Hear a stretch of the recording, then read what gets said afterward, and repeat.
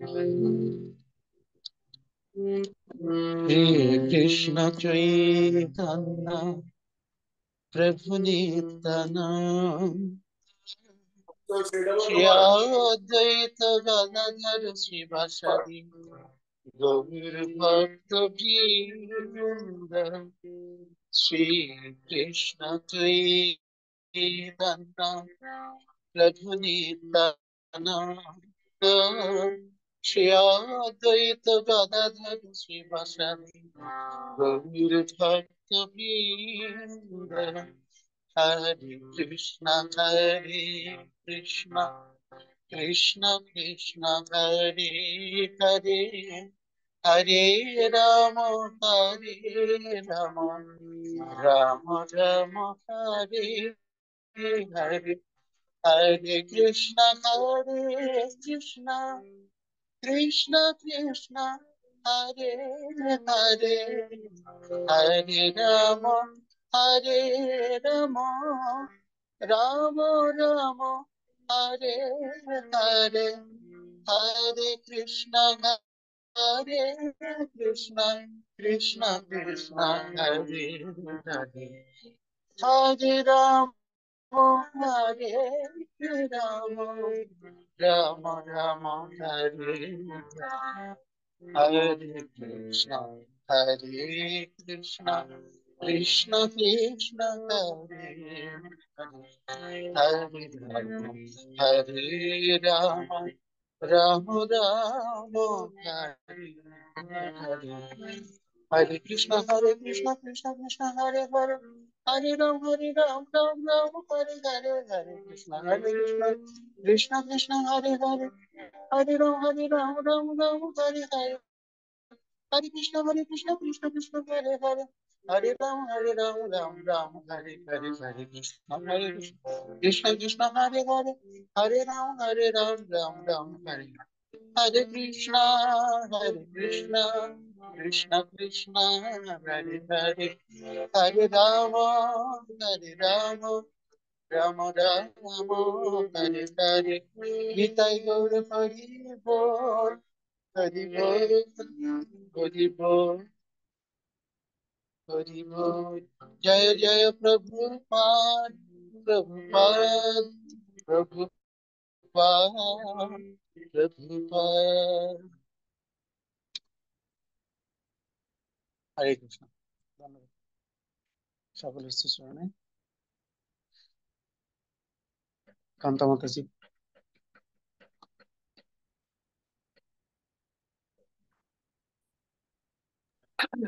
হরে কৃষ্ণ। গোপাল বনন্দ প্রভু, আপনাকে অনেক অনেক ধন্যবাদ। অনেক সুন্দর আপনি গিয়েছেন। আমি গত পরশুদিনও দেখেছি আপনার মানে একটি কথাই বলতে পারছিলেন না, কিন্তু আজকে অনেক সুন্দর করে আপনি আমাদেরকে শোনালেন। সত্যি সত্যি আপনি আপনি একজন গুণী। আপনি আপনি তো একজন মানে শুধু আম, মানে কীর্তনীয়ই না, আপনি একজন শিক্ষকও বটে, সঙ্গীত শিক্ষক, তারপর একজন শিল্পী। আমাদের বৈদিক কালচার ওয়ার্ল্ডে বিশেষ ভূমিকা পালন করছেন। তো আপনাকে অনেক অনেক ধন্যবাদ। তবে আম, আপনার প্রায় আমাদের ইয়াতে আপনি সেশনে গাইবেন বাবাজি। হরে কৃষ্ণ। হরি বল। আপনারা কৃপা করলে আমি গাইতে পারবো। বৈষ্ণবের কৃপালে হয়তো যাহারে সেই তো ঈশ্বর তত্ত্ব বুঝিবারে পারে, এবং ভগবানের কীর্তন করা তারই সাধ্য আছে বৈষ্ণবের কৃপার ফলে। অনেক সুন্দর হয়েছে প্রভু। হরে কৃষ্ণ। হরে কৃষ্ণ। তো আমাদের প্রভু কেলেন।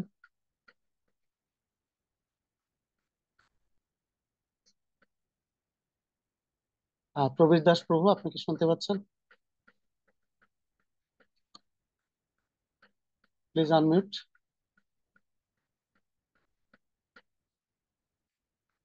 হ্যাঁ প্রভু, শুনতে পাচ্ছি। হরে কৃষ্ণ। সুধী ভক্ত মন্ডলী, আমাদের মাঝে উপস্থিত রয়েছেন বৈদিক কালচারাল ওয়ার্ল্ডের শুরু থেকে যিনি আমাদেরকে অনুপ্রেরণা দিয়ে আসছেন, এবং আমাদের সুহৃদ, এবং আমাদের বৈদিক কালচারাল ওয়ার্ল্ডের সাথে যিনি ওতপ্রোতভাবে জড়িত, ব্রাহ্মণবাড়িয়ার কৃতি সন্তান শ্রীমান প্রবীর দাস প্রভু। তো আমাদের পুরুষোত্তম প্রভুকে উপস্থাপন করার জন্য বিনীত অনুরোধ জানাচ্ছি। হরে কৃষ্ণ, হরে কৃষ্ণ। গোবিন্দ গোপাল প্রভু, পুরুষোত্তম পণ্ডিত প্রভু আনমিউট করতে পারছিলেন না।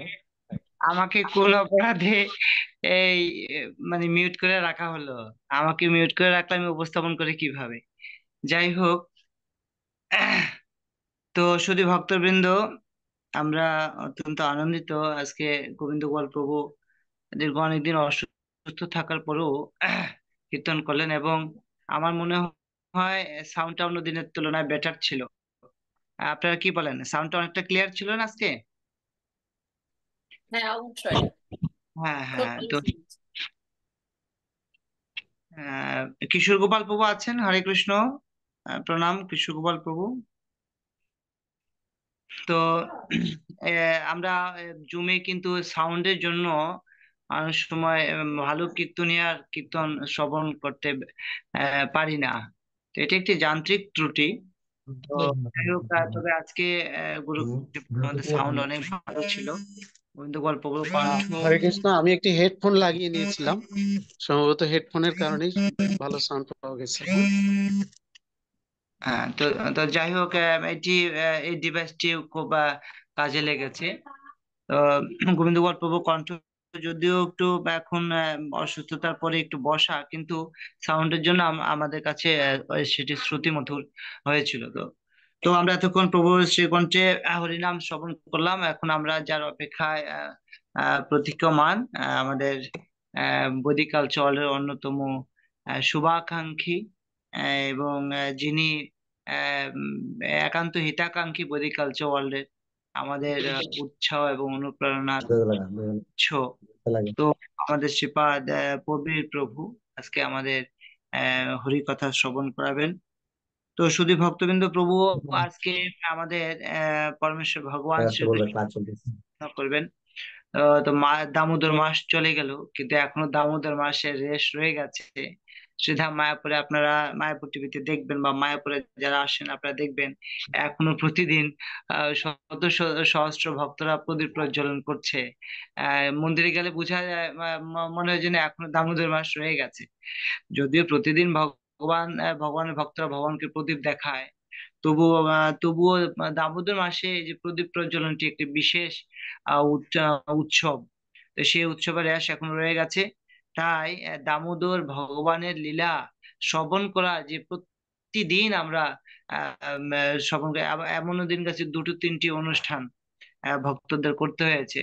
তো সে দামোদর লীলা শ্রবণের যে আকাঙ্ক্ষা, সেটি রয়ে গেছে। সেই আকাঙ্ক্ষা পূর্ণ করার জন্যই আমাদের বিশেষভাবে আজকে কৃপা করছেন বিষ্ট প্রবক্তা এবং পরম ভাগবত শিল প্রভুপাদের আদর্শ সৈনিক, ইসকনের প্রচারক, আমাদের পরম সদ্য শ্রীপাদ প্রবীর কৃষ্ণ প্রভু। তিনি আমাদের আজকে সে মধুময় দামোদর লীলা, যা একবার শ্রবণ করলে বারবার শ্রবণ করতে ইচ্ছে করে, ভগবানের সে বাল্য লীলা, দামোদর লীলা প্রাসঙ্গিক আহ পরমেশ্বর ভগবানের আরো আরো কিছু লীলা সম্পর্কে তিনি আজকে বিশদ বর্ণনা করবেন। আমি প্রভুকে আজকে বডি কালচার ওয়ার্ল্ড এর পক্ষ থেকে স্বাগত জানাচ্ছি, এবং সেই সাথে এই সেশনে এখন তার সুমধুর প্রবচন পরিবেশন করার জন্য মিনতি করছি, অনুরোধ করছি। হরে কৃষ্ণ, ধন্যবাদ।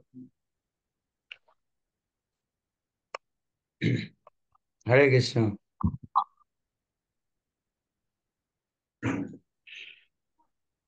হরে কৃষ্ণ। আমার কথা শুনতে পাচ্ছেন? হ্যাঁ, শোনা যাচ্ছে প্রভু। Okay.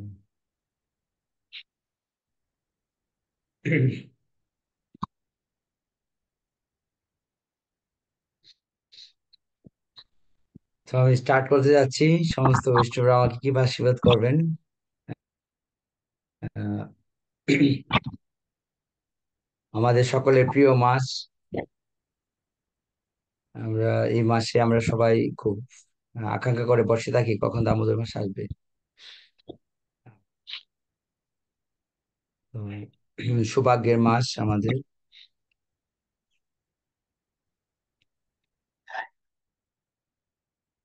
ওম অজ্ঞানতিমিরান্ধস্য জ্ঞানাঞ্জনশলাকয়া চক্ষুরুন্মিলিतं যেন তস্मै শ্রীগুরুবে নমঃ। শ্রী চৈতন্য মনোভীষ্টং স্থিতম যেন ভূতলে স্বয়ং রূপম কদা মহ্যম দদাতি স্বপদান্তিকম। বন্দেহম শ্রীগুরু শ্রীযুত পদকমলম শ্রীগুরুণ বৈষ্ণবাং চ শ্রীরূপম সাগ্রজাতম সহগণ রঘুনাথং বিতম তম সজীবম স্বাদ্বৈতম সাবধূতম পরিজন সহিতম কৃষ্ণ চৈতন্য দেবম শ্রী রাধা কৃষ্ণ পাদান সহগণ ললিতা শ্রী বিশাখান্বিতাং চ।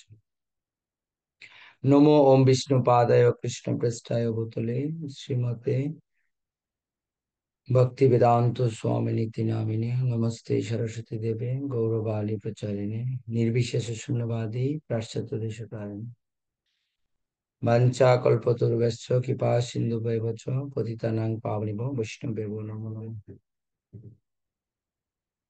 নবীন নিরদ শ্যামম নীলেন্দিবর লোচনম যশোদানন্দম নমি কৃষ্ণ গোপাল রূপিণম বৃন্দায় তুলসী দেবায় প্রিয়ায় কেশবস্য বিষ্ণু ভক্তি পদে দেবী সত্যবত্তায় নমো নমঃ। জয় শ্রীকৃষ্ণ চৈতন্য প্রভু নিত্যানন্দ শ্রী অদ্বৈত গদাধর শিবাসাদি প্রভুক্ত। হরে কৃষ্ণ কৃষ্ণ কৃষ্ণ হরে হরে হরে রাম রাম রাম হরে হরে। ওম নমো ভগবতে বাসুদেবায় ওম নমো ভগবতে বাসুদেবায় ওম নমো ভগবতে বাসুদেবায়। নারায়ণম নমস্কৃত্যং নরং চৈব নরোত্তমং দেবীং সরস্বতীং ব্যাসং ততো জয়মুদে। হরে কৃষ্ণ। পরমেশ্বর ভগবান শ্রীকৃষ্ণের দামবন্ধন লীলা কে কেন্দ্র করে এই মাসের সমস্ত লীলা ভগবান কৃষ্ণ তার শিশুকালের যে লীলাগুলো করেছেন উনি এই মাসেই করেছেন। ওনার অসংখ্য লীলা রয়েছে, অনন্ত লীলায়ক ভগবান অনন্ত লীলা রয়েছে। তো এই জগতে ভগবানের যে সমস্ত লীলাগুলো প্রসিদ্ধ হয়েছে এর মধ্যে অন্যতম হচ্ছে এই মাখনচূড় লীলা। এবং ভগবান শ্রীকৃষ্ণের কে বলা হয় লীলা পুরুষোত্তম শ্রীকৃষ্ণ। উনি ভগবানের আহ যে এই পরম পুরুষোত্তম ভগবান উনি হচ্ছেন লীলা মাধুর্য। ওনার বেণু মাধুর্য, উনি ভক্ত পরিবেষ্টিত হয়ে থাকতে ভালোবাসেন এবং গোপ বালক রূপে উনি বৃন্দাবনে অসংখ্য লীলা উনি করেছেন। এর মধ্যে বাৎসল্য রসের লীলা হচ্ছে একটি বিশেষ প্রসিদ্ধ লীলা। তো এই লীলার অনেক শিক্ষা রয়েছে। এই মাসে ভগবান অনেকগুলো লীলা করেছেন, সবগুলো লীলার পিছনে একটি খুব সুন্দর শিক্ষা রয়েছে। শিল প্রভুপাদ আমাদেরকে আহ শিক্ষাটাকে গুরুত্ব দিয়েছেন যে এখান থেকে আমরা কি শিক্ষা পাচ্ছি বা এখান থেকে আমরা কি তাৎপর্য পাচ্ছি, আমাদের জীবনে কি আমরা গ্রহণ করতে পারছি। প্রভুপাদ এটাই আমাদের শিক্ষা দিয়েছেন। শ্রীমৎ ভাগবতমে ভগবান ভগবানের লীলাকে তিনটা ভাগে ভাগ করা হয়েছে। এটা হচ্ছে ব্রজলীলা, মথুরা এবং দ্বারকা লীলা। তো ভাগবতের দশম স্কন্ধের মধ্যে 90টি অধ্যায় আছে। 90টি অধ্যায়ের মধ্যে 5টি অধ্যায় হচ্ছে বিশেষ রাস পঞ্চ অধ্যায়। তো এই 5টি অধ্যায় হচ্ছে বিশেষ। তো এই মাসে এই রাস পূর্ণিমা উদযাপিত হয়েছে, গোপাষ্টমী উদযাপিত হয়েছে, অন্নকূট মহোৎসব উদযাপিত হয়েছে, গিরি গোবর্ধন পূজা উদযাপিত হয়েছে। তো পরমেশ্বর ভগবান কৃষ্ণের যে চৈতন্য মহাপ্রভু যখন এই জগতে অবতীর্ণ হয়েছেন তখন মহাপ্রভু যে পার্শ্বদরা ছিলেন স্বর্গ গোস্বামীরা হচ্ছে অন্যতম।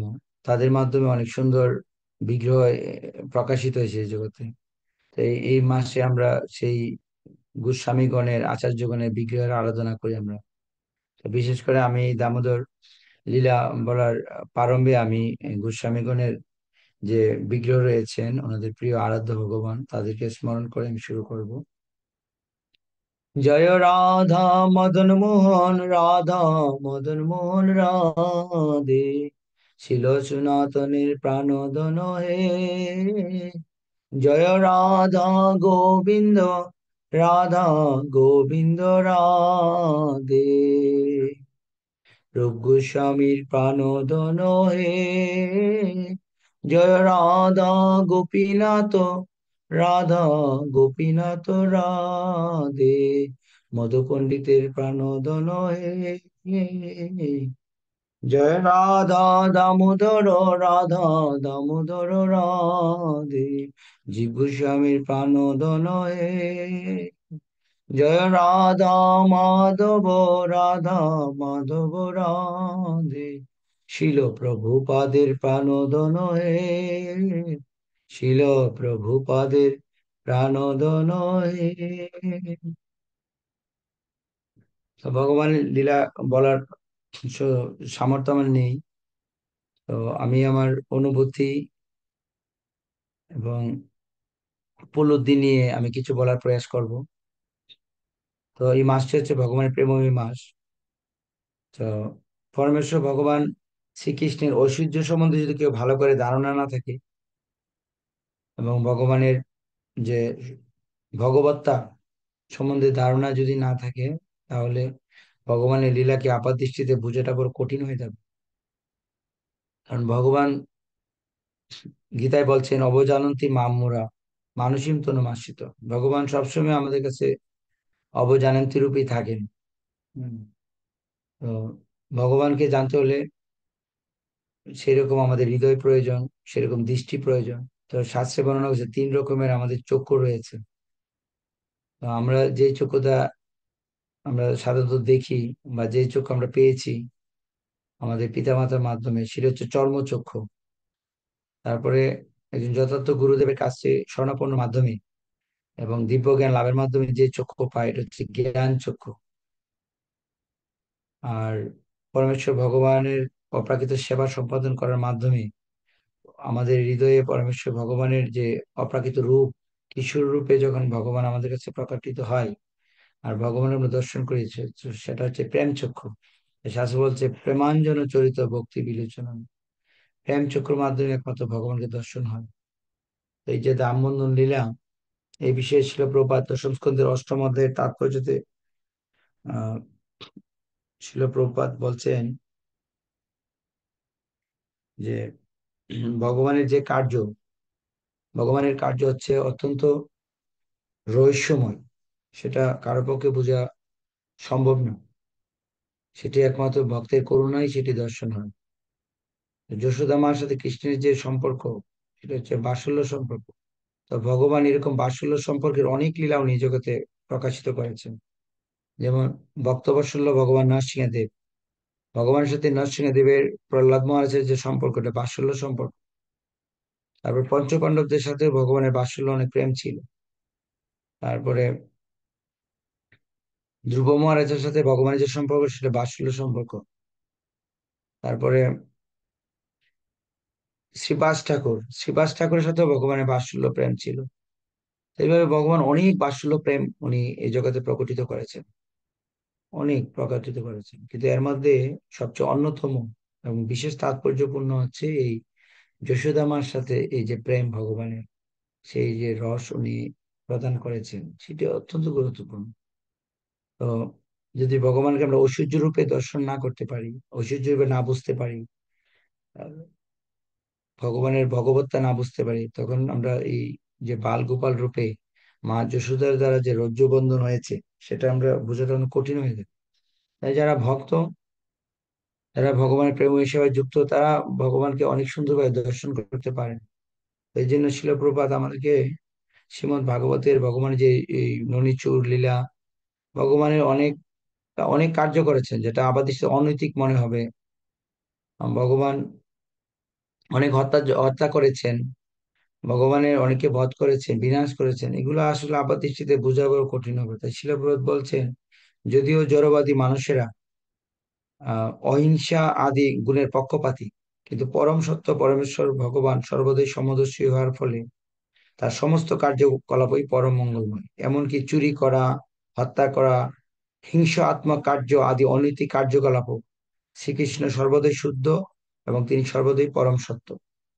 শিল প্রপাত বলছেন যে ভগবানের যদিও আপাত দৃষ্টিতে মনে হবে উনি অনৈতিক কার্য করেছেন, উনি বৃন্দাবনে ব্রজবাসী এবং ব্রজ গোপিকাদের সাথে অনেক উনি লীলা করেছেন যেটা আসলে অনৈতিক মনে হতে পারে, বা সামাজিক ভাবে সেটা সত্য এবং পরমঙ্গলময়। জীবের আহ জীবের ভগবানের প্রতি আকৃষ্ট করেন, ভগবান এই সমস্ত লীলা করে এবং ভগবান যে বিশেষ শিক্ষা প্রদান করেছেন। তো আমি আজকে যে বিষয় নিয়ে আলোচনা করব সেটি হচ্ছে এই যে রস। তো আমাদের স্বর্গ গোস্বামীদের অন্যতম হচ্ছে শিল রূপ গোস্বামী, অনেকে বলে রস আচার্য। উনি এই ভক্তি রসের আচার্য এবং উনি বিখ্যাত এক গ্রন্থ লিখেছেন ভক্তি রসামিত সিন্ধু। সেখানে ভগবানকে ভালোবাসার বিজ্ঞান, ভগবানের সাথে কিভাবে আমরা সম্পর্ক স্থাপন করবো এই বিষয়ে এবং এই রস নিয়ে উনি ডিটেলস ওখানে আলোচনা করা হয়েছে। কেউ যদি এই ভক্তি রস সম্বন্ধে জানতে চায় তাহলে এই ভক্তি রস সিন্ধু গ্রন্থটি অবশ্যই আমাদের পড়তে হবে। তো শিল রূপ গোস্বামী পাদ উনি এই রস সম্বন্ধে উনি দিয়েছেন এবং আমাদের মাঝে সেটা উপস্থাপন করেছেন। তো এই বিষয়ে আমি একটু আলোকপাত করব। তো তো শ্রীকৃষ্ণের সাথে সম্পর্কিত হওয়ার 12টি রস রয়েছে। রস বলতে এই জগতে আমরা যা যা বুঝি সেটা হচ্ছে কোন একটা লিকুইড একটা উপাদান। লিকুইড একটা উপাদান কি আমের রস, লেবুর রস, বিভিন্ন ধরনের এরকম রস আছে, সেটাকে আমরা মনে করি একটা তরল পদার্থকে। কিন্তু চিন্ময় জগতে এই রসকে বলা হয়েছে এটা সম্পর্ক, দিব্য সম্পর্ক। এবং আহ, রস হচ্ছে ভগবানের সাথে বিনিময়। এই বিনিময়ের 12টি এই রস রয়েছে। তো 7টি হচ্ছে গৌণ রস আর 5টি হচ্ছে মুখ্য রস।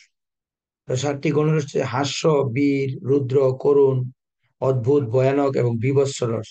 এবং এই প্রত্যেকটা রসের একটা দৃষ্টান্ত রয়েছে। যেমন পুতনা ভগবান কৃষ্ণের সাথে এই রসের বিনিময় করেছেন, কিন্তু সেটা বীভৎস রস ছিল। যেমন পিতামহ ভীষ্মদেব উনিও ভগবানের সাথে রস বিনিময় করেছেন, এটা বীর রস ছিল। তো এরকম অনেক রস রয়েছে যে রসগুলো কে গৌণ হিসেবে আখ্যায়িত করেছেন শিল রূপ গোস্বামী পাদ। এবং মুখ্য রস হচ্ছে 5টি: শান্ত, দাস্য, সখ্য, বাৎসল্য এবং মাধুর্য। এবং আহ, এই বাৎসল্য রসটি হচ্ছে আর মাধুর্য রস হচ্ছে মানে বিশেষ রস, যেই রসগুলো বৈকুণ্ঠও নেই। বৈকুণ্ঠের মধ্যে 3টি রস রয়েছে: শান্ত, দাস্য এবং শখের মাঝামাঝি 2.5 রসের মতো বৈকুণ্ঠ রয়েছে। কিন্তু একমাত্র গোলক বৃন্দাবনে এই 5টি রস মানে সম্পূর্ণভাবে রয়েছে এবং 5টি রসের বিনিময় হয়। তো যশোদা আমার সাথে কৃষ্ণের যে বিনিময় হয়েছে এটা একটা অপূর্ব বিনিময় হয়েছে। তাই আমরা জানি এই দামোদর মাস নিয়ে শ্রীমৎ সত্যব্রত মুনি অনেক সুন্দর প্রার্থনা করেছেন। এবং শ্রীমৎ ভাগবতে এই প্রার্থনা বর্ণনা করার পূর্বেই উনি এই প্রার্থনাটি বর্ণনা করেছেন এবং এটি পদ্ম পুরাণে সেটি লিপিবদ্ধ করা হয়েছে। এবং সত্যব্রত মুনিও ছিলেন সত্যযুগের একজন, সত্যব্রত রাজাও ছিলেন একসময় উনি, এবং সত্যের তপস্যা করেছিলেন। এবং এই সত্যব্রত মুনি যখন উনি ছিলেন তখন ওনার কাছে স্বয়ং মৎস্য অবতার রূপে প্রকটিত হয়েছিলেন। তাহলে যিনি এই প্রার্থনাটি লিখেছেন দামোদর অষ্টকম, তিনি হচ্ছেন ভগবানের কত প্রিয় যে ভগবান স্বয়ং ওনার কাছে প্রকাশিত হয়েছেন মৎস্য অবতার রূপে। তাই যখন আমরা কোনো কিছু পড়বো, কোনো কারো গ্রন্থ পড়বো বা কারো কিছু শুনবো, তখন সেই ব্যক্তির ব্যাকগ্রাউন্ড সম্বন্ধে আমাদের জানা উচিত। সেই ব্যক্তি কেমন ভক্ত, উনি কেমন আচরণশীল, ওনার প্রামাণিকতা কি, এই বিষয়টা আমাদের খুব ভালো করে অনুধাবন করা উচিত। তাই দামোদর অষ্টকমটা এমন একটা জীবন্ত অষ্টকম যেখানে ভগবানের এই অপূর্ব লীলাটি উনি এমন ভাবে উনি উপস্থাপন করেছেন যার মাধ্যমে সবকিছু রয়েছে। এবং আমাদের এই বৈদিক কালচারাল ওয়ার্ল্ডের মধ্যে হিজ হোলিনেস কবিচন্দ্র স্বামী মহারাজ ক্লাস দিয়েছিলেন। তো মহারাজের একটা কথা আমার খুব ভালো লেগেছিল। মহারাজ বলেছিলেন এই দামোদর অষ্টকমের মধ্যে ছিল সত্যব্রত মুনি, উনি ছিল নারদ মুনিকে নিয়ে আসছেন, নারদ মুনিকে এখানে নিয়ে আসছেন। তা আমরা জানি এখানে কুবের আত্ম জবদ্ধ মৈথুব যদ্বৎ, ওই প্রার্থনার মধ্যে কিন্তু নারদ মুনিও চলে আসছেন।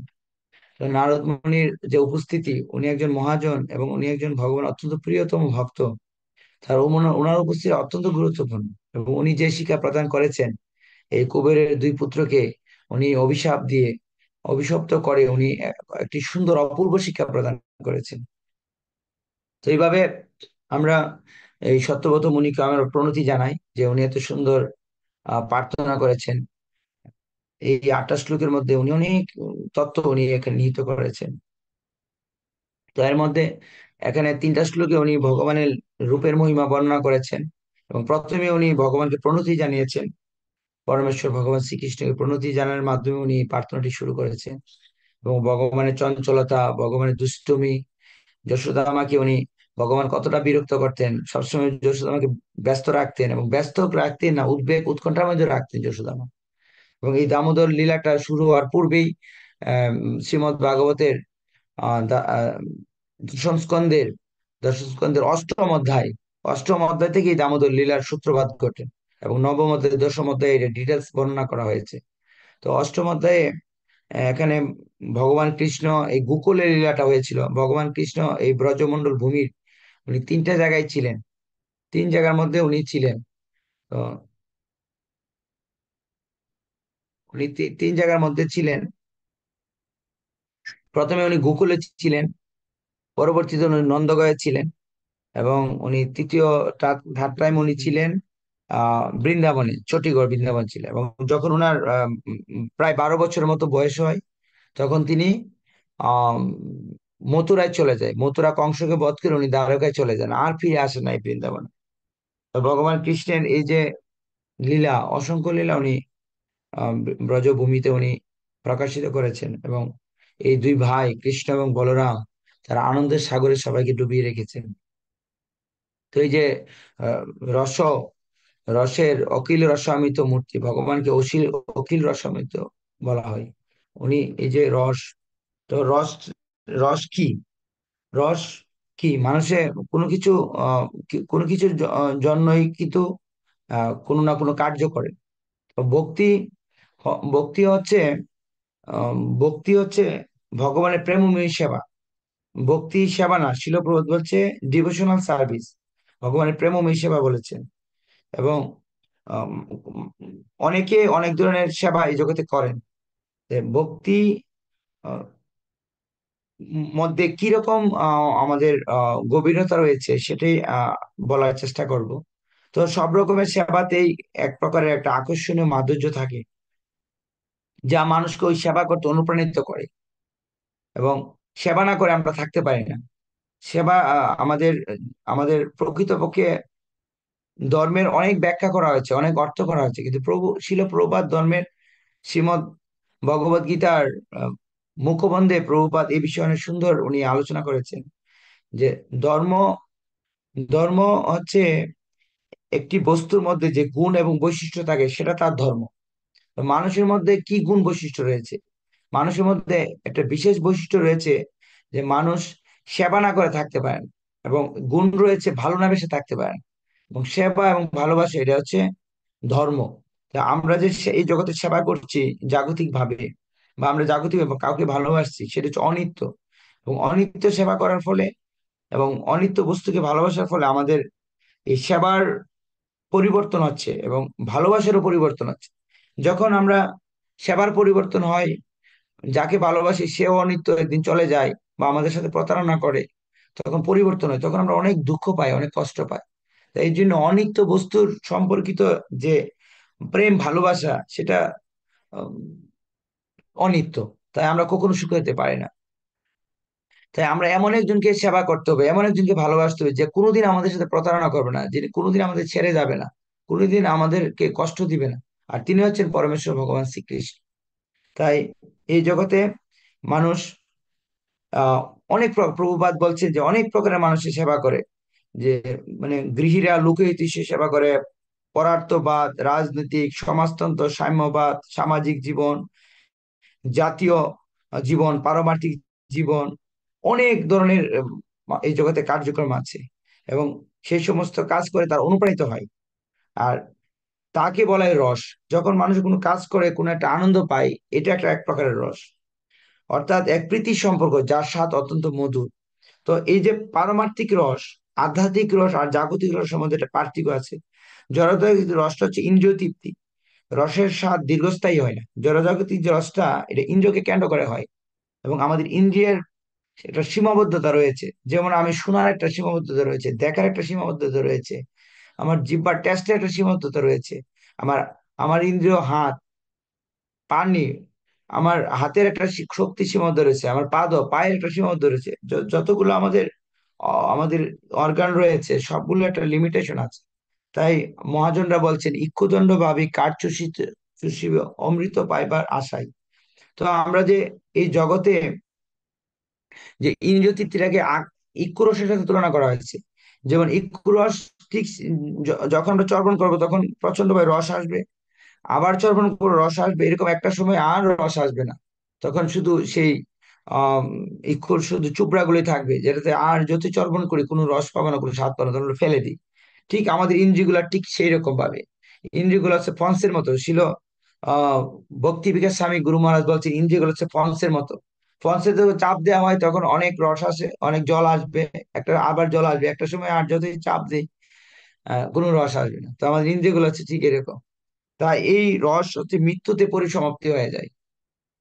কিন্তু ভক্তি রস হচ্ছে এমনই এক অপ্রাকৃত রস যা মৃত্যুতে শেষ হয়ে যায় না, তা আত্মার সঙ্গে নিত্যকাল বিরাজ থাকে, তাই তাকে বলা হয় অমৃত। তার কখনো বিনাশ হয় না। তাই ভক্তি সিন্ধু আমাদের শিক্ষা দিচ্ছে কিভাবে এই পাঁচটি রসের মাধ্যমে শ্রীকৃষ্ণকে ভালোবাসা যায়। যদি আমরা শ্রীকৃষ্ণকে ভালোবাসতে পারি, ন্যাচারালি আমাদের মধ্যে কোনো না কোনো একটা, পাঁচটার মধ্যে একটা কোনো না কোনো ভাব আসবে। তো ভক্তি সিন্ধু গ্রন্থতে এর অর্থ করা হয়েছে, ভক্তি মানে হচ্ছে ভগবানের প্রেমময়ী সেবা, আর রস মানে হচ্ছে দিব্য সম্পর্ক, আর অমৃত মানে হচ্ছে নিত্য শাশ্বত, আর সিন্ধু মানে হচ্ছে সাগর। যে ভক্তি রস সিন্ধু হচ্ছে কি, যে এই ভক্তি হচ্ছে ভগবানের সেবা, এবং সেবাটা করলে আমরা কি পাবো, এক দিব্য সম্পর্ক পাবো বা এক রস পাবো। এবং সেই রসটা কিসের মতো, সেই রসটা হচ্ছে নিত্য, এবং তার পরিমাণটা কিসের মতো, তার পরিমাণটা হচ্ছে সাগরের মতো। তাই ভক্তি রস হচ্ছে সাগরের মতো। আর এই জলরসকে তুলনা করেছে ঘুষপদের মতো। যখন গাভী কোনো মাটিতে পা রাখে তখন একটা গর্ত হয়, একটা ছোট গর্ত হয়। তো ওখানে আর কতটুকু জল থাকবে, আর কতটুকু রস থাকবে, আর সেই রস খেলে আমার কতটুকু পরানটা জুড়াবে। তো এই জন্য ছিল ভক্তিবিনোদ ঠাকুর বলছে, ও প্রেমের লেশ পরশ না পেলে পরাণও কিসে জুড়াবে। তো আমাদের যে পরাণ, আমাদের হৃদয় কখনোই জড়রসে জুড়াবে না। তাই ছিল রূপ গোস্বামী পাদ এই ভক্তি সিন্ধু রসের গভীরতম আলোচনা করেছেন। তাই আমি আপনাদের কাছে অনুরোধ করব, এই গ্রন্থটি আপনারা বিশেষভাবে পড়ার চেষ্টা করবেন। তো এই বাৎসল্য রস হচ্ছে, বাৎসল্য রসটা কি? বাৎসল্য রস হচ্ছে যেখানে ভগবানের ভগবত্তা হারিয়ে যায়। তো এই রস, এই যে বাৎসল্য যে লীলা ভগবান করেছেন কৃষ্ণ, সেখানে তিনি হয়ে গেছেন লোভী। ভগবানের মধ্যে তো ষড়রিপু নেই, কাম ক্রোধ লোভ মোহ মদ মাৎসর্য নেই। তো ভগবান শ্রীকৃষ্ণ এখন লোভ হয়েছে, কিসের লোভ হয়েছে, যে আমার মা আমাকে দুগ্ধ পান না করিয়ে সেই চুলার মধ্যে গিয়ে দুধকে রক্ষা করতে চাচ্ছে, আমাকে দুধ পান করে যাচ্ছে গিয়ে, মার চুলায় একটু দুধ পড়ে যাচ্ছে, সেটা কি বেশি গুরুত্বপূর্ণ হয়ে গেল? ভগবানের মার দুধ পান করার জন্য ভগবান এত লালায়িত হয়ে গেছে। তো তিনি তো এত লালায়িত হতে পারেন না, তিনি, তার তো কোনো লোভ নেই, তিনি হচ্ছে আত্মারাম মনে হয়, উনি তো আত্মারাম। উনি নিজে নিজে সমস্ত আনন্দ উনি উপভোগ করেন, ওনার মধ্যেই সমস্ত রস সমস্ত আনন্দ বিদ্যমান রয়েছে। উনি তো কারো অপেক্ষা করবে না, কারো উপর নির্ভরশীল হবে না কোনো আনন্দ পাওয়ার জন্য। ভগবানের বাৎসল্য রসে সেটাকে উনি অন্তর্ধান করলেন। এবং ভগবান কৃষ্ণের নাম হচ্ছে মুকুন্দ, যিনি মুক্তি দান করেন। শিব ঠাকুর পার্বতীকে বলেছে মুক্তি প্রদাতা সর্বেশাম বিষ্ণু রেব ন সংশয়। ভগবান কৃষ্ণ হচ্ছেন মুক্তি দান করেন, কিন্তু আজকে উনি বদ্ধ হয়ে রইলেন। তাহলে উনি কি করে মুক্তি দান করবেন? তাহলে ওনার এই নাম যে আজকে কি হয়ে গেল, এই নামের যথার্থতা হারিয়ে গেল, এই নামের যে বৈশিষ্ট্য হারিয়ে গেল। তো এটা হচ্ছে বাৎসল্য প্রেম। তারপর ভগবান কৃষ্ণ হচ্ছেন সমস্ত ক্রোধ থেকে মুক্ত, কিন্তু উনি এখানে ক্রোধান্বিত হয়ে গেছেন, মা আমাকে ফেলে চলে গেল। তাই উনি ঘরের সমস্ত হাঁড়ি টাড়ি সবকিছু ভেঙে টেঙে চুরমার করে উনি লুকিয়ে রইলেন। কৃষ্ণ তো কোনোদিন ক্রোধান্বিত হইতে পারেন না। তো ওনার মধ্যে তো ক্রোধ ভাব আসবে না। উনি কেন বিকারগ্রস্ত হইলো? শ্রীমদ ভাগবতে প্রায় 14 রকমের বিকারগ্রস্তের কথা বলা হয়েছে। তো কৃষ্ণ তো কখনো ক্ষুধার্ত হয় না, কৃষ্ণ কোনো ক্রোধান্বিত হয় না। তো কৃষ্ণ এখন কেন এরকম বিকারগ্রস্ত হলো? তো এইভাবে ভগবান তার ভগবত্তা যে হারিয়ে ফেলে উনি বদ্ধগ্রস্ত হয়েছেন, ক্রোধান্বিত হয়েছেন, উনি ভয় পাচ্ছেন। উনি হচ্ছে অভয়, অভয়, উনি আজকে ভয় পাচ্ছেন। মুমু শ্বাসকম্প তীরে কণ্ঠ, ওনার অশ্রু দিয়ে, ওনার নয়ন দিয়ে অশ্রু নির্গত হচ্ছে। তো এইভাবে এই বাৎসল্য রসটা হচ্ছে এক কথায়, যে যখন উনি কারোর সাথে বাৎসল্য রসে বিনিময় করবেন, তখন ওনার ভগবত্তা উনি হারিয়ে ফেলেন। যখন মা যশোদাকে কারণে অকারণে ব্রজগোপীকেরা বিরক্ত করতেন, মা যশোদাকে উত্তেজিত করতেন, তো একবার সমস্ত গোপিকারা মা যশোদাকে বলছে, তোমার ছেলে চুরি করে, তোমার ছেলে আবার সবকিছু নষ্ট করে দিয়ে আসে, আমাদের ঘুমন্ত ছেলেগুলোকে চিমটি মেরে দিয়ে আসে, ঘরের মধ্যে ময়লা করে দিয়ে আসে, এমন অতিষ্ঠ করে তোমার ছেলে, তোমার ছেলের জ্বালায় আর থাকতে পারছি না। অনেক সময় মা যশোদার কাছে এরকম নালিশ করতেন। আবার অনেক সময় মিথ্যা কথা বলে মা যশোদাকে উত্তেজিত করতেন। তো একবার সমস্ত ব্রজবাসীরা সবাই এসে মা যশোদা, তোমার ছেলে কত দুষ্ট দেখো, মাটি খেয়ে ফেলছে। তখন তো মা যশোদা সবসময় কৃষ্ণের জন্য উদ্বিগ্ন থাকেন। কারণ কংস সবসময় অসুর পাঠায়, সবসময় কৃষ্ণকে আহ কৃষ্ণের প্রতি সবসময় একটা বিরূপ ধারণা থাকেন, আর যশোদা মা সবসময় উৎকণ্ঠিত থাকেন।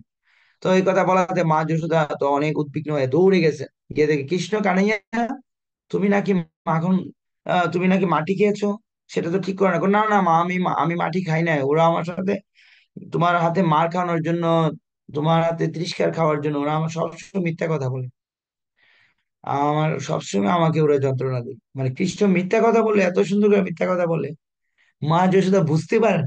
তো বলছে ঠিক আছে, তুমি যদি মাটি খেয়ে থাকো হা করো তো। আর যখন কৃষ্ণ হা করেছেন তখন সারা বিশ্ব ব্রহ্মাণ্ড সবকিছু দেখতে পেল। তখন মা যশোদা ভাবতে লাগলেন, আরে আমি কি সঠিক দেখছি নাকি, না আমার স্মৃতিভ্রম হয়ে গেল, কি হলো? তো কৃষ্ণ, ওর ভিতরে বিশ্বব্রহ্মাণ্ড আছে, মা যশোদা একদম কিছুক্ষণের ভিতরে উনি একদম বিভ্রান্ত হয়ে গেলেন, আমি কি দেখছি, ও তো আমার ছেলে না, ও তো ভগবান। এবং মা যশোদা ওখানে স্তবস্তুতি করতে লাগলেন, এবং তার ছেলেকে ভগবান বলে উনি প্রার্থনা করতে লাগলেন। এবং মা যশোদার কোনো কিছু অন্ত নাই পেয়ে মা যশোদা বিষ্ণু নারায়ণের শরণাগত হইলেন যে তুমি করো যা করো। তো মা যশোদা তো শিল প্রভুপাদ ওখানে বলছেন শুদ্ধ ভক্তরা কি করেন, এ, ওনারা মানসিক ভাবে কোনো কিছু জল্পনা কল্পনা করেন না, না করে সরাসরি কৃষ্ণের শরণাগত হয়ে যায়, যে কৃষ্ণ তুমি যা ভালো মনে করে সেটা করো। তো মা যশোদাও বিষ্ণু শরণাগত হয়ে গেলেন, হে বিষ্ণু, তো আমার ছেলে তো আমি দেখতে পাচ্ছি না, আমি তো তাকে পরম পুরুষোত্তম ভগবান রূপে দেখতে পাচ্ছি, সে মধ্যে সমস্ত ব্রহ্মাণ্ড দেখতে পাচ্ছি, আমি আর কিছু বুঝতে পারছি না, আমার তো অত জ্ঞানও নেই, আমি বিভ্রান্ত হয়ে যাচ্ছি, তুমি যা কিছু করার করো। আবার আমরা দেখতে পাই বরাহ রূপে যখন ভগবান আবির্ভূত হয়েছেন তখন ব্রহ্মাও ভগবানের শরণাগত হয়ে গেলেন। যেমন আমরা পঞ্চপাণ্ডবদের দেখতে পাই, ওরা সবসময় ভগবানের শরণাগত ছিলেন। প্রহ্লাদ মহারাজকে দেখতে পাই, সবসময় ভগবানের শরণাগত ছিলেন। তো এইভাবে যারা ভগবানের শুদ্ধ ভক্ত, ওরা কোনো নিজে কোনো কিছু প্রতিকার করতে চায় না, নিজে কোনো ব্যবস্থা নিতে চায় না, ওদের একটাই ব্যবস্থা, একটাই ওদের আহ লক্ষ্য থাকে যে আমরা কৃষ্ণের উপর ডিপেন্স আছে। আর কৃষ্ণ এটা খুব পছন্দ করেন, মাম একম শরণাম ভজ, যদি আমরা কৃষ্ণের শরণাগত থাকি কৃষ্ণ অত্যন্ত সেটা প্রসন্নতা করেন। এবং এই ব্রজ গোপবালকরা এতটাই কৃষ্ণের উপর ডিপেন্ড ছিলেন, ওরা কি অগাসুরের ভিতরে যাচ্ছে না অগ্নি থেকে ঝাঁপ দিচ্ছে না কোথায় যাচ্ছে না, ওদের কোনো কোনো ধরনের ওদের কোনো দুশ্চিন্তা ছিল না, ওরা ভাবতে একটা যে কৃষ্ণ আমাদেরকে রক্ষা করবে। সবসময় এরা কৃষ্ণের প্রতি এত ডিপেন্ড ছিলেন যে কৃষ্ণ আমাদের রক্ষা করবেন, কৃষ্ণ আছেন, আমাদের আর কোনো ভয় নেই, ব্রজজন পালন অসুর নাশন। তো এইভাবে কৃষ্ণের প্রতি ওরা পরিপূর্ণ, ওরা মানে আশ্বস্ত ছিলেন কৃষ্ণ রক্ষা করবেন। তো যশোদামা যখন এরূপভাবে কৃষ্ণের প্রতি যশোদামা আহ পরম পুরুষোত্তম রূপে ভাবতে শুরু করলেন, তো কৃষ্ণ বলল, হারি, এখন তো মা আমাকে ভগবান মনে করছেন, আমাকে তো ছেলে মনে করছেন না, তাহলে আমার এই বাসুল রস কিভাবে হবে, মার হাতে মার কিভাবে খাবো, মা আমাকে কিভাবে সন্তান রূপে ভালোবাসবে? তো সাথে সাথে যোগমায়া দেবী আবার ভুলিয়ে দিলেন যশোদামাকে, কারণ যোগমায়া দেবী সমস্ত ভগবান লীলাগুলোর পরিপাটি করেন, সবকিছুর আয়োজন করেন। কৃষ্ণকে যখন যে এখানে যেই রূপে কৃষ্ণকে প্রেজেন্টেশন করতে হবে, এই যুগমায়া দেবী সেইভাবে কৃষ্ণকে উপস্থাপন করেন। তখন যুগমায়া দেবী নিমিষের মধ্যে যশোদামাকে ভুলিয়ে দিলেন যে এ ভগবান না, তোমার ছেলে। তখন এই কৃষ্ণ বলে, এই কৃষ্ণ, কানাইয়া, তুমি এতক্ষণ ধরে এখানে বসে আছো, তাড়াতাড়ি চলো। তখন কৃষ্ণ কানে ধরে যশোদামা কি করলেন, কৃষ্ণকে বাড়িতে ধরে নিয়ে গেলেন। তো এই লীলার মধ্যে আমরা দেখতে পাই যে যশোদামা কখনো কখনো কৃষ্ণ, যশোদামার কাছে প্রকটিত হয় তখন ভগবান মনে করে। আর যশোদামা কখনো কৃষ্ণের লীলাগুলো বুঝতে পারে না যে কৃষ্ণ কি ভগবান, কি না কৃষ্ণ আমার ছেলে। কিন্তু যশোদামা একনিষ্ঠ ভাবে এটি মনে করতেন কৃষ্ণ আমার ছেলে। যখন যশোদামা কৃষ্ণকে বেঁধে ফেললেন, তখন আহ বলরাম এসেছেন, এসে বলে, মা তুমি কানাইয়াকে কেন বাঁধছো? তখন যশোদা মার তখন এত ক্রোধান্বিত ভাব ছিল। তো বলরাম তখন বলছে, আমি হচ্ছে বলরাম, আমি হচ্ছে শঙ্কর্ষণ, আমি হচ্ছে আম, এ, যখন পরিচয় দিতে লাগলো তখন যশোদা মা বলছে কি, তুমি বলরাম না, তুমি ভগবান, তুমি শঙ্কর্ষণ, তুমি এরকম, ঠিক আছে, আমার ঘরে সব ভগবান জন্মগ্রহণ করছে, আচ্ছা দাঁড়াও আমি জাটাটা নিয়ে আসি, সব বলরাম সব ভগবানকে আমি জাটা পিঠে দৌড়াবো। তখন কি করলেন, বলরাম ভয়ে চলে গেলেন, কেননা কারণ বলরামের সাথে কৃষ্ণের যে সম্পর্ক রয়েছে, সখ্য প্রেম ছিল, সখ্য প্রেম ছিল, কখনো কোনো দাস্য প্রেম ছিল, কারণ ভগবান হচ্ছে একজন সেব্য ভগবান, একজন সেবক ভগবান। তো বলরাম হচ্ছে সেবক ভগবান, কারণ বলরামই হচ্ছে নিত্যানন্দ, আর বলরামই একমাত্র ভগবানের সেবা করতে পারে। তো দাপর যুগে বলরাম ছিল সেবক ভগবান রূপে প্রকটিত হয়েছে, কারণ বলরাম কৃষ্ণকে সুরক্ষা দিতেন, কৃষ্ণকে সুরক্ষা করার প্রয়াস করতেন, যে আমার ভাইকে কে মারবে। সবসময় বলরামের একটা অভিমান ছিল, এবং বলরাম সবসময় ভগবানের সেবায় যুক্ত ছিলেন, কিভাবে কৃষ্ণের প্রীতি বিধান করবে। তো যখন শক্করস ভাবনা যখন আসেন, বা দাস্যরসের ভাবনা যখন বাৎসল্য রসে আসে, তখন কাজ করে না। কারণ শক্য এবং বাৎস দাস্য ভাবটা হচ্ছে অনেক শক্য, এবং দাস্য ভাবটা থেকে অনেক উন্নত হচ্ছে বাৎসল্য রস।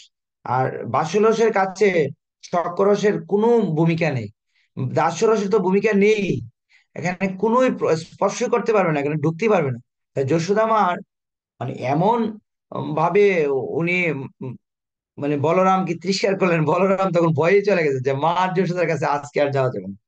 আর রোহিণী দেবী এবং যশোদা মা বা ব্রজগোপিকাদের যারাই ছিলেন, একমাত্র যশোদা মার প্রতি তারা অনুরক্ত ছিলেন। এবং এই কৃষ্ণ বলরাম যখন দুই ভাই খেলাধুলা করতেন বা দুষ্টুমি করতেন, মানে তারা খাবারের কথা বলে যেতেন, কিন্তু যখন রোহিণী মাতাকে ডাকতেন, রোহিণী মাতার কথা কোনো কর্ণপাত করতেন না। কিন্তু একমাত্র যদি যশোদা মা ডাকতেন, যশোদা মা কথায় আসতেন। কারণ যশোদা মার হৃদয়ে এত বাৎসল্য প্রেম ছিল, এত গভীরভাবে ছিল, যার ফলে কৃষ্ণ বলরাম অনেক দুর্বল ছিল এবং পরাজিত ছিল। আমি ভক্ত কর্তৃক পরাজিত, আমি ভক্ত কর্তৃক বশীভূত। তাই বিত্তবশ্যতা, ভগবান হচ্ছে বিত্তবশ্যতা, ভগবান বিত্তের বশীভূত হয়। তো এর মানে এই না যে ভগবান আহ বিত্ত মানে চাকর, চাকরের বশীভূত না। ভগবান হচ্ছে তার শুদ্ধ ভক্তের বশীভূত হয়, শুদ্ধ ভক্তের খেলনার পুতুল হয়ে যায় ভগবান কৃষ্ণ। তাই কেউ আপাতদৃষ্টিতে বলতে পারে, আম, ভাবতে পারে যে কৃষ্ণ কেমন ভগবান, ওনাকে যশোদা মা মারতে গেছেন, দৌড়াচ্ছেন, তাকে বেঁধে ফেলছেন, উনি কিভাবে ভগবান হবে না। এটা হচ্ছে তার বিত্তবশ্যতা গুণ। ভগবান একটা বিশেষ গুণ হচ্ছে ভক্ত বাৎসল্য, ভাবগ্রাহী জনার্দন। উনি হচ্ছে বিত্তবশ্যতা, উনি তার বিত্তের মানে তার প্রেমময়ী ভক্তের বশীভূত হয়ে যায়, উনি তার প্রেমময়ী ভক্তের চরণদ্রুত করে দেয়। তাই শিল প্রপাত এখানে বলছেন, শিল প্রপাত এখানে বলছেন যে এ, আহ, শ্রীমদ ভাগবতে এক তাৎপর্য প্রভুপাদ বলছেন এখানের মধ্যে, যে এটি হলো ভক্তের সাথে ভগবানের ভাব বিনিময়ের মাধুর্য। মাঝে মধ্যে ভগবান তার নিজের চেয়েও বেশি কৃতিত্ব দিয়ে থাকেন তার ভক্তকে। ঠিক যেমন কুরুক্ষেত্রের যুদ্ধক্ষেত্রে ভগবান শ্রীকৃষ্ণ কেবল দিক নির্দেশনা দানের মাধ্যমে যুদ্ধ করেছেন, কিন্তু অর্জুন যুদ্ধ জয়ের কৃতিত্ব লাভ করলেন। নিমিত্ত মাত্র সব্যসাচী, হে সব্যসাচী অর্জুন, আমার যন্ত্রমাত্র হয়ে যুদ্ধ করো। যুদ্ধের সব আয়োজন সম্পূর্ণ করলেন ভগবান শ্রীকৃষ্ণ, কিন্তু যুদ্ধ জয়ের কৃতিত্ব দিলেন অর্জুনকে। এইভাবে কৃষ্ণ আন্দোলনও সবকিছু ঘটছে ভগবান শ্রী চৈতন্য মহাপ্রভু ভবিষ্যৎবাণী অনুসারে, কিন্তু কৃতিত্ব লাভ করেছেন মহাপ্রভু নিষ্ঠাবান সেবক বিন্দু। তো আমরা দেখতে পাই শ্রীমৎ ভগবত গীতার ভূমিকায় ছিল প্রভাত বলছেন যে এই আন্দোলনের আহ আদি পিতা হচ্ছে স্বয়ং পরমেশ্বর ভগবান শ্রীকৃষ্ণ, এবং উনি এই আন্দোলনটা শুরু করে দিয়েছেন, এবং কালক্রমে এটা মানুষ সমাজে সুলভ হয়ে আসছেন। এবং আমি আমার গুরুদেবের নির্দেশে আমি এই আন্দোলনটা শুরু করেছি, এবং যা কিছু হয়েছে সবকিছু আমার গুরুদেবের কৃপায় হয়েছে, সমস্ত কিছু কৃতিত্ব হচ্ছে আমার গুরুদেবের, বুঝলে। ঠিক সেরকম ভাবে ভগবানও তার সমস্ত কৃতিত্ব দেয় তার ভক্তকে, আবার ভগবানের শুদ্ধ ভক্ত তার কৃতিত্ব দেয় তার গুরুদেবকে। তো শিল প্রভুপাদ কিন্তু এখানে তার যে মনোভাব উনি ব্যক্ত করেছেন, যে আমি কিছুই করি নাই, সমস্ত কিছু করছে আমার ওম বিষ্ণুপাদ পরমহংস পরিব্রাজক আচার্য শত শ্রী শ্রীমৎ ভক্তি সিদ্ধান্ত শ্রী ঠাকুরের কৃতিত্ব। তো প্রভুপাদের মনোভাব কত উন্নত, উনি সারা জগতে সবকিছু করে ওনার গুরুদেবকে উনি সমস্ত কৃতিত্ব দিয়েছেন। ঠিক সেই রকম পরমেশ্বর ভগবান সবকিছু করে ওনার প্রিয় সখা অর্জুনকে উনি কৃতিত্ব দিয়েছেন। তাই আমরা যদি মহাপ্রভু এই আন্দোলনে আমরা একনিষ্ঠ ভাবে আমরা মহাপ্রভুর সেবা করি, এই আন্দোলনের সেবা করি, তাহলে আমাদেরও সেই মানে কৃতিত্ব লাভ করতে পারবো, সেই যশ লাভ করতে পারবো। কারণ ভগবান তার ভক্তকে যশস্বী করেন, আর এই যশস্বী হচ্ছে যশোদা। যদি আপনি কৃষ্ণের ভক্ত হন, আমরা কৃষ্ণের ভক্ত হতে পারি, তাহলে আমরা আমরা যশস্বী হয়ে যাব, আমাদেরকে যশ দান করবেন কৃষ্ণ। তো এই জগতে সত্যব্রত মুনি বলছেন, যারা মুনি ঋষিরা ধ্যানেও কৃষ্ণকে আহ তাদের স্মৃতিতে মানসপটে আনতে পারেন না, কিন্তু যশোদা মা সেই কৃষ্ণকে দৌড়াচ্ছেন, সেই কৃষ্ণের ভয়ে উদুকল থেকে লাফিয়ে জম্প মেরে দৌড় দিচ্ছেন, আর মা পিছে পিছে যাচ্ছেন। আর সেই কৃষ্ণকে ধরে মা যশোদা ভক্তির ও ব্রজ দ্বারা কৃষ্ণকে বাঁধছেন। কৃষ্ণকে তো কেউ কৃষ্ণকে তো বাধা যায় না, কৃষ্ণ হচ্ছেন অজিত, যাকে কোনোদিন জিত করা যায় না, কিন্তু তার ভক্তের প্রেমময়ীর দ্বারা, প্রেমের দ্বারা, প্রেম রজ্জু দ্বারা তিনি বশীভূত হয়ে যান এবং তিনি বদ্ধ আবদ্ধ হন। তো এই ভগবানকে যদি আমরা বাঁধতে চাই, তাহলে ভগবানের যে প্রতি আমাদের যে অনুরাগ, যে প্রেম রয়েছে, সেটা দ্বারা ভগবান বশীভূত হয়। তো এই দামোদর মাসে ভগবান এই অঙ্গীকার করেছেন যে আমি ভক্ত কর্তৃক বশীভূত হয়, আমার ভক্তরা আমাকে, আমার আমার সাথে আমার ভক্তের যে সম্পর্ক, সেটা হচ্ছে অবিচ্ছিন্ন সম্পর্ক, সেটা নিত্য সম্পর্ক। তাই আমরা কখনো যশোদা মার অবস্থান আমরা লাভ করতে পারবো না। শিল প্রভাত বলছে আমরা যশোদা মাকে অনুসরণ করতে পারি। তাই প্রভাত বলছেন যারা গোপালের সেবা করেন বা এই রূপে সেবা করতে চায়, তাদের উচিত তারা যশোদা মাকে অনুসরণ করা। যশোদা মাকে অনুসরণ করলে কি লাভ হবে? কারণ কৃষ্ণ শুধু যশোদা মাকে প্রেম প্রদান করেন নাই, বাৎসল্য প্রেম করেন নাই, সমস্ত ব্রজবাসীদেরকে উনি মা মা ডেকেছেন, ব্রজবাসীদের গৃহে গিয়ে উনি মাখন চুরি করেছেন, ব্রজবাসীদেরকে উনি আন্দোলিত করেছেন, তাদের হৃদয়কে চুরি করেছেন। মা যশোদামার মতো সবাইকে উনি দিয়েছেন। তাই আমরা যদি যশোদামাকে অনুসরণ করি, আমরা যদি বাৎসল্য প্রেমের প্রতি আকৃষ্ট হই, তাহলে আমরা এরকম ভাবে যখন ভগবান এই ভূ বৃন্দাবনে এই পৃথিবীতে লীলা করবেন, তখন আমরা সেখানে জন্মগ্রহণ করব। পরে যশোদামার অনুসরণ করে আমরা মা যশোদাকে আমরা যদি সহযোগিতা করি, তাহলে আমরাও বাৎসল্য প্রেমটা লাভ করতে পারবো। শিল প্রভুপাদ বলছেন কখনো কেউ যশোদা মা হতে পারবে না। যশোদা মা হচ্ছে কৃষ্ণের নিত্যকালের মা, নন্দ মহারাজ হচ্ছে নিত্যকালের পিতা। তাই সেই স্থান কেউ লাভ করতে পারবে না। তবে সেটা নন্দ মহারাজের আমরা অনুগামী হতে পারি, যশোদা মার অনুগামী হতে পারি, হয় আমরা সেই বাৎসল্য প্রেম লাভ করতে পারি। তো এটি ছিল প্রভুপাদ উনি বলেছেন। তো এই লীলার আহ যেমন সুদামা, সুদামার সাথে ভগবানের যে কৃতিত্ব, সুদামা হচ্ছেন ভগবান কৃষ্ণের বন্ধু ছিলেন, কিন্তু সেই বন্ধুত্ব উনি কখনো বলে নাই। উনি দ্বারকাধীশ হয়েছেন, তারপর উনি বলেন, এবং তিনি নিজে তার চরণ ধুত করেছেন। উনি যে অতিথি আপ্যায়ন বা ব্রাহ্মণ বৈষ্ণব গুরুদেব আসলে কি করতে হয়, সেটি পিতু মহারাজও, ভগবান পিতু মহারাজও সেটি করেছেন, এবং সেখানে ভগবান দ্বারকাধীশ ভগবানও সেটা করেছেন, সুদামার চরণ ধুত করেছেন। সেটাও একটা বাসুলভ প্রেম, ভক্তের সমস্ত অভিলাষ উনি পূর্ণ করেছেন। তো এইভাবে আমরা এই লীলার মাধ্যমে আমাদের হৃদয়ে যদি এই বাৎসল্য প্রেম আমাদের হৃদয়ে যদি প্রবিষ্ট হয়, তাহলে আমরা এই দামোদর মাসের আনন্দটা পূর্ণভাবে আমরা লাভ করতে পারবো। কারণ সন্তানের প্রতি যে প্রেম পিতামাতার, তার এই চরম পরিণত হচ্ছে কৃষ্ণের সাথে আমাদের এই প্রেম। তো কৃষ্ণকে সন্তান রূপে আদর করা, কৃষ্ণকে যত্ন করা, কৃষ্ণের সেবা করা, সেটার চরম পরিণতি হচ্ছে এই ব্রজধামে যশোদামার অনুগত হয়ে করা। তো সেটা কিভাবে হবে? প্রভুপাদ বলছেন যে কৃষ্ণ ক্ষুধার্ত নন। কৃষ্ণ আমাদের কাছে কোনো ডিমান্ড করেন না। কৃষ্ণ যে আমাদের কাছে চাই, কৃষ্ণ তিনি হচ্ছেন আত্মারাম, তিনি হচ্ছেন পূর্ণ, কিন্তু তিনি ভক্ত, কিন্তু তার ভক্তরা ভক্তি পূর্বক কোনো কিছু নিবেদন করলে তিনি তা গ্রহণ করেন। তাই মনে করো না যে আমরা কৃষ্ণের জন্য এই লোভনীয় খাবার প্রস্তুত করেছি বলে তিনি তা অবশ্যই গ্রহণ করবেন না। এমন কোনো বস্তু নেই যা গ্রহণের জন্য কৃষ্ণকে বাধ্য করা যায়। তুমি কৃষ্ণকে কখনোই বাধ্য করতে পারবে না, তা সম্ভব নয়। বরং শ্রীকৃষ্ণ দেখেন তার প্রতি তোমার ভালোবাসা কতটুকু, সেটাই তিনি গ্রহণ করেন, নতুবা কোনো কিছু তিনি গ্রহণ করেন না। তো শিল প্রভুপাদ 1973 সালে লস এঞ্জেলেসে ভাগবত ক্লাসে উনি কথাটা বলেছেন যে কৃষ্ণ ক্ষুধার্ত না যে আমাদের কাছ থেকে কৃষ্ণ ভোগ খেতে আসবে, এরকম না। কৃষ্ণ দেখেন আমরা কৃষ্ণকে কতটুকু ভালোবাসি। তো এই দেখুন, যশোদা মা হচ্ছে একজন রানী, এই ব্রজধামের উনি হচ্ছে রানী।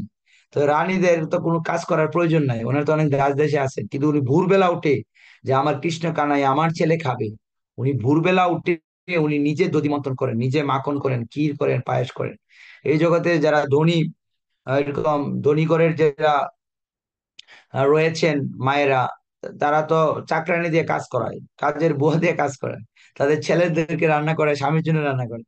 কিন্তু মা যশোদা হচ্ছে রানী, নন্দ মহারাজ, যশোদা একজন মহারানী এই ব্রজধামের, কিন্তু উনি নিজের হাতে কৃষ্ণের জন্য করেছেন। উনি অপেক্ষা করেন যে আমার কৃষ্ণের জন্য অন্য কেউ রান্না করবে। তো এটা হচ্ছে প্রেম। তো কেউ কোনো মা যদি তার স্বামীর জন্য রান্না করেন এবং তার পুত্রের জন্য রান্না করেন, তো এটাতে প্রেম মিশ্রিত থাকে। আর যখন সেটা অন্য কেউ রান্না করে, সেটাতে ওই প্রেমটা নেই। তাই কৃষ্ণ এখানে যশোদা মা এখানে শিক্ষা দিয়েছেন, না আমি যদি কৃষ্ণকে ভালোবাসি, না আমি পূজারি ভাড়া করে পূজারি রেখে বেতন ভুক্তি পূজা প্রভুপাদ বৈষ্ণব সদস্যের গ্রন্থে বলছেন, একটা কোটেশন আছে যে বেতন ভুক্ত পূজারীতে ভগবানের সেবা হয় না। যদিও এটা ট্রেডিশনালি এখন চলে আসছে, আমাদের ইসকনও এটা চলে আসছে, এটা কালক্রমে এগুলো হচ্ছে, কিন্তু প্রকৃতপক্ষে ভগবানের প্রেমটা, ভগবানের সেবাটা এটা একদম নির্মল, অনেক গভীর এবং প্রেম অনুভূতি নিয়ে। যেমন এখানে ব্রহ্মসংহিতে ব্রহ্ম বলছেন যে লক্ষ্মী সহস্র শত সম্ভ্রম সেব্য মানম গোবিন্দ আদি পুরুষোত্তম ভজামি। লক্ষ্মী সহস্র শত সম্ভ্রম, হাজার হাজার লক্ষ্মী দেবীরা ভগবান কৃষ্ণের সেবা করে যেন দাঁড়িয়ে থাকেন, কখন কৃষ্ণের সেবা পাবেন। কিন্তু এই সমস্ত লক্ষ্মী দেবীরা সম্ভ্রম সহকারে, সম্ভ্রম মানে হচ্ছে কি প্রেম ভক্তি, এবং কোনো দায়বদ্ধতা নেই, কোনো বিরক্ত নেই। যেমন এই জগতে ভগবানের, যখন কেউ ভগবানকে ড্রেসিং করেন, ভগবানকে সুন্দর কাপড় পরায়, ফুলের পুষ্পমালা সজ্জিত করেন, ভগবানের মন্দির সুন্দর করে আহ সুসজ্জিত করেন, ভগবানের জন্য অনেক উপাদেয় সুন্দর সুন্দর রন্ধন করেন, ভগবানকে ভোগ নিবেদন করেন, তো ওখানে সম্ভ্রমতা থাকে। কিন্তু সেই সেবাটা যদি অন্য কেউ করে, আর ওই ব্যক্তি ভোগ লাগাচ্ছে, ওই ব্যক্তি সেবা করছেন, আর আমি শুধু একজনকে মাসে মাসে কিছু পেমেন্ট করছি, তখন তো আমার তো সেই প্রেম আসবে না। তো এই জন্য আমাদের হিজ গ্রেস আমাদের মায়াপুর এর যে ডিরেক্টর আছেন, প্রভুর নামটা এই মুহূর্তে আমার মনে হচ্ছে না, ওকে। তো প্রভু একবার বলছিল যে বর্তমানে ছোট বাচ্চারা মাতৃ দুগ্ধ পান করতে পারে না, তাই তাদেরকে ডিবির দুধ খাওয়ানো হচ্ছে, তাদেরকে এরকম কিছু খাওয়ানো হচ্ছে খাবার দাবার। কিন্তু এগুলা তো লোহা দিয়ে তৈরি করা হয়, ডিবির দুধটা যে প্রসেসিং করছে সেটা তো যন্ত্রের মাধ্যমে প্রসেসিং করে একটা পাউডার হচ্ছে, লিকুইড থেকে পাউডার করা হচ্ছে। তো সেটা মধ্যে কোনো প্রেম নেই, সেটা মধ্যে শুধু যান্ত্রিকতায় আছে। তো বাচ্চারা যখন খাচ্ছে তাদের ভিতরে যান্ত্রিকতায় ঢুকে যাচ্ছে, তাদের মধ্যে যে মার প্রেমটা ঢুকছে না। তো শাস্ত্রে বলা আছে যদি কোনো সন্তান যদি মাতৃ দুগ্ধ পান না করতে পারে, তো সেই সন্তানের মধ্যে যে মায়ের যে স্নেহ মমতা ভালোবাসা সেটা কখনো প্রবেশ করে না। তাই এইটা কলিযুগের প্রভাবের ফলে সেটা অত্যন্ত একটা দুঃখজনক বিষয় যে এখন কালের প্রভাবে মায়েরও সন্তানকে দুগ্ধ পান করাতে পারছে না। মানে মাতৃ দুগ্ধই মা, মার কাছে দুধই নেই, তো সন্তানটা কিভাবে পান করবে? এটা একটা কলির একটা বিশেষ প্রভাব। সেই বাৎসল্য প্রেমটা হচ্ছে না। যদি সন্তান যখন মাতৃ দুগ্ধ পান করেন, তখন মার একটা বাৎসল্য প্রেম আসেন, মার পুরো একটা, তার পুরো তার দেহটা একটা একটা রোমাঞ্চকর হয়ে যায় যে আমার সন্তান দুগ্ধ পান করছে, এবং সেই দুগ্ধের মধ্যে প্রেম ভালোবাসা মিশ্রিত থাকে। এবং বাচ্চারা সেই দুধটা পান করেন, তখন মা অনেক তৃপ্তি লাভ করেন। কিন্তু সেই এটা হচ্ছে বাৎসল্য প্রেমের একটা লোক। তাই যশোদা মা এই কৃষ্ণকে দুগ্ধ পান করাতেন এবং প্রচন্ড ভাবে দুগ্ধ পান করতেন। এবং যশোদা মা এরকম বর্ণনা আছে ভাগবতে, যশোদা মা এতটাই যখন দধি মন্থন করতেন, উনি কৃষ্ণের চিন্তা করতেন, উনি কৃষ্ণের গান করতেন, এবং কৃষ্ণের প্রতি এতটাই উনি অনুরাগ হয়ে যেতেন, ওনার শরীর এত রোমাঞ্চিত হয়ে যেতেন, ওনার স্তন দিয়ে অজস্র দ্বারায় দুগ্ধ নির্গত হয়ে একদম জায়গা ভেসে যেতেন। মানে উনি এতটাই প্রেমে রোমাঞ্চিত হয়ে যেতেন। তো যখন আমরা কোনো কিছু নিয়ে বেশি, কোনো বিষয় নিয়ে আমরা চিন্তন করি, কোনো একটা অনুকূল বিষয় নিয়ে প্রতিকূল বিষয় নিয়ে, তখন কিন্তু আমাদের দেহে এটার প্রভাব পড়ে, এবং আমরা চিন্তার মাধ্যমে আমাদের দেহ রোমাঞ্চিত হয়ে যায়। হ্যাঁ, ঠিক সেরকম যশোদা মা বাৎসল্য প্রেমে এতটাই গভীরভাবে উনি অনুরক্ত থাকতেন। উনি যখন দধি মন্থন করতেন, উনি ঘরে কাজ করতেন, সবসময় খালি কৃষ্ণের চিন্তা করতেন, সবসময় কৃষ্ণের চিন্তা করতেন, এবং উনি পূর্ণভাবে কৃষ্ণ ভাবনায় থাকতেন। আর কৃষ্ণ ভাবনার ফলে ওনার ওনার কাপড় ভিজে যায় তো দুগ্ধ দিয়ে। তো এরকম বর্ণনা আছে ভাগবতে যে যশোদা মার যে প্রেম কৃষ্ণের প্রতি, সেটা আমরা কখনো লাভ করার আমাদের সেই সৌভাগ্য হবে না, কিন্তু আমরা সেটা অনুসরণ করতে পারি। যশোদা মার কাছে প্রার্থনা করতে পারি, হে যশোদা মা তুমি কৃপা করে তোমার ছেলের প্রতি তোমার যে প্রেম সেটা আমাদেরকে কিছু দান করো, তথা প্রেম ও ভক্তি সকামে প্রযোজ্য। তাই দেখেন সত্যব্রত মুনি বলছেন, কৃষ্ণের গ্রুপ টুপ সব বর্ণনা করে বলছেন যে এই জগতে তো প্রার্থনার কতগুলা দিক আছে। প্রার্থনার চারটা দিক আছে। ভক্তি সিন্ধু গ্রন্থের মধ্যে ছিল পাদ বলছেন, প্রার্থনার প্রথম দিক হচ্ছে দৈন্যবধিকা, যে হে কৃষ্ণ আমি হচ্ছে অনেক দিনহীন, আমি অনেক পাপী, আমার কোনো জ্ঞান নেই, আমার কোনো বুদ্ধি নেই, আমার কোনো শুদ্ধতা নেই, এরকম নিজেকে দৈন্যতা ভাব নিতে হবে যে আমার কোনো ইয়ে নেই। তারপরে লালসাময়ী, যে কৃষ্ণের কাছে কোনো কিছু চাইতে হবে।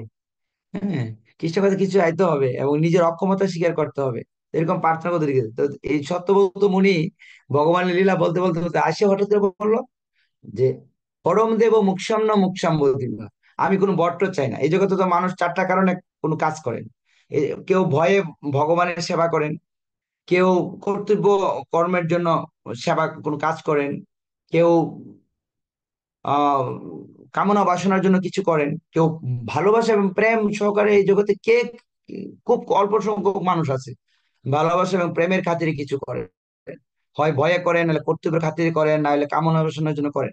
তাই সত্যবত মুনি এখানে কি বললেন, না কৃষ্ণ, তোমার কাছে আমার কোনো বর নেই, বরম দেব মুক্ষম না মুক্ষাম্ব দিবা, তোমার কাছে আমি কোনো বরও চাই না, কোনো মুক্তিও চাই না, কিচ্ছু চাই না। আমি চাই শুধু আমার গোপাল বালম মনুষ্য, আমার আমার তোমার বাল গোপাল যে রূপ, সেটা আমার মানুষ, আমার হৃদয়ে, আমার মনে যেন সবসময় প্রস্ফুটিত হয়ে থাকে।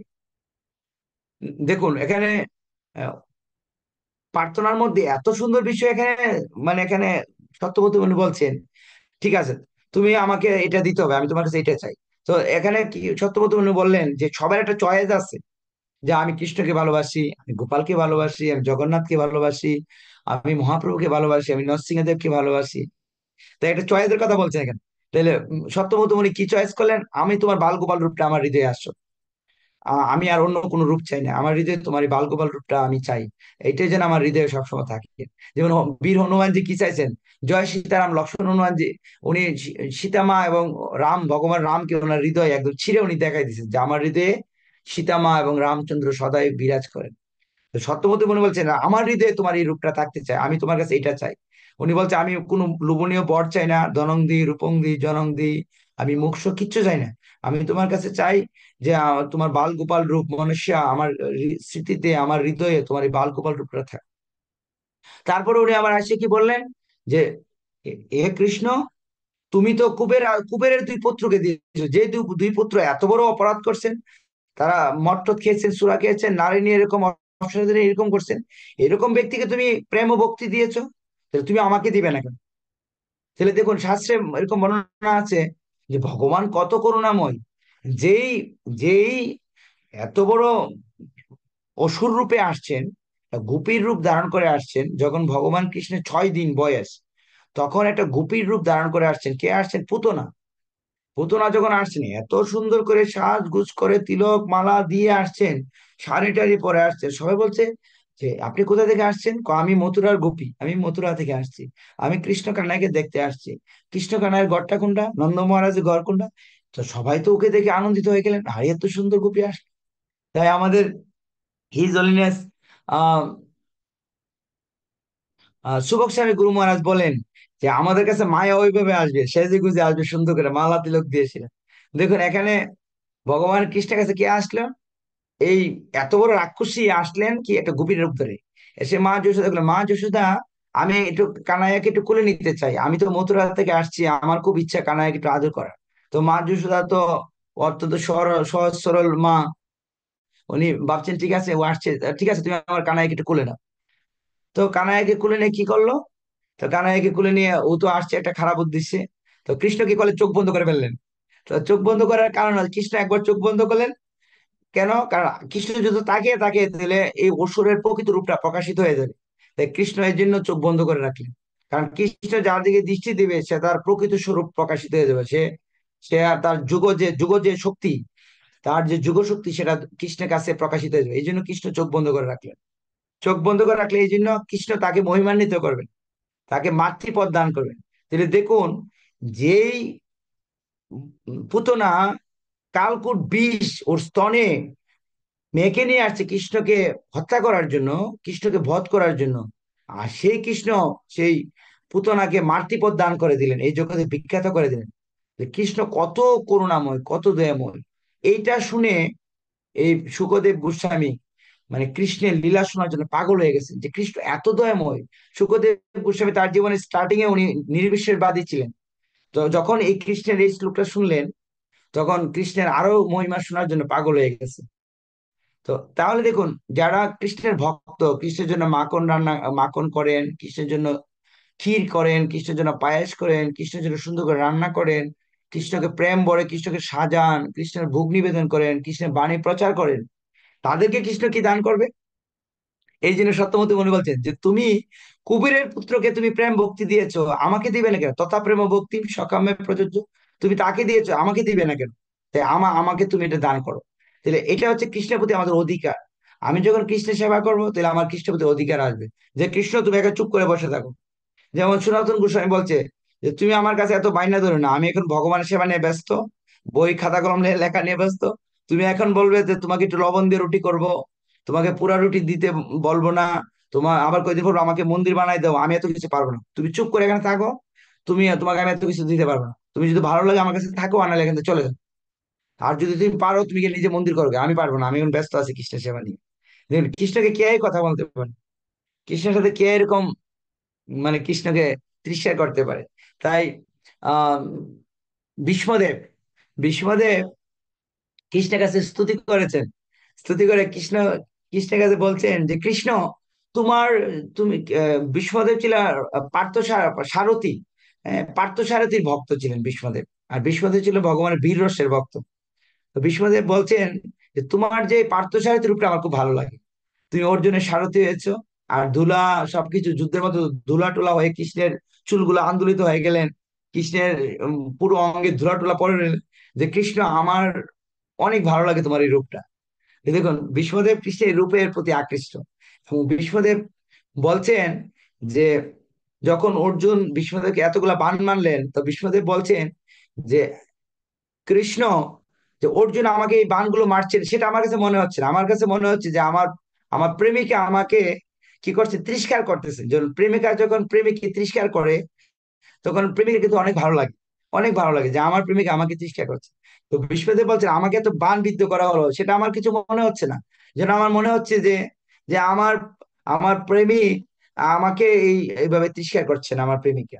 তো দেখুন একজন ভক্ত তার ভগবানের কাছে কিরকম প্রার্থনা করে, উনি এতগুলো তীর বিদ্ধ হয়ে গেলেন, তীরের ব্যাট বানিয়ে দিলেন, সবকিছু দিলেন, কিন্তু উনি ভগবানের কাছে এরকম প্রার্থনা করছেন।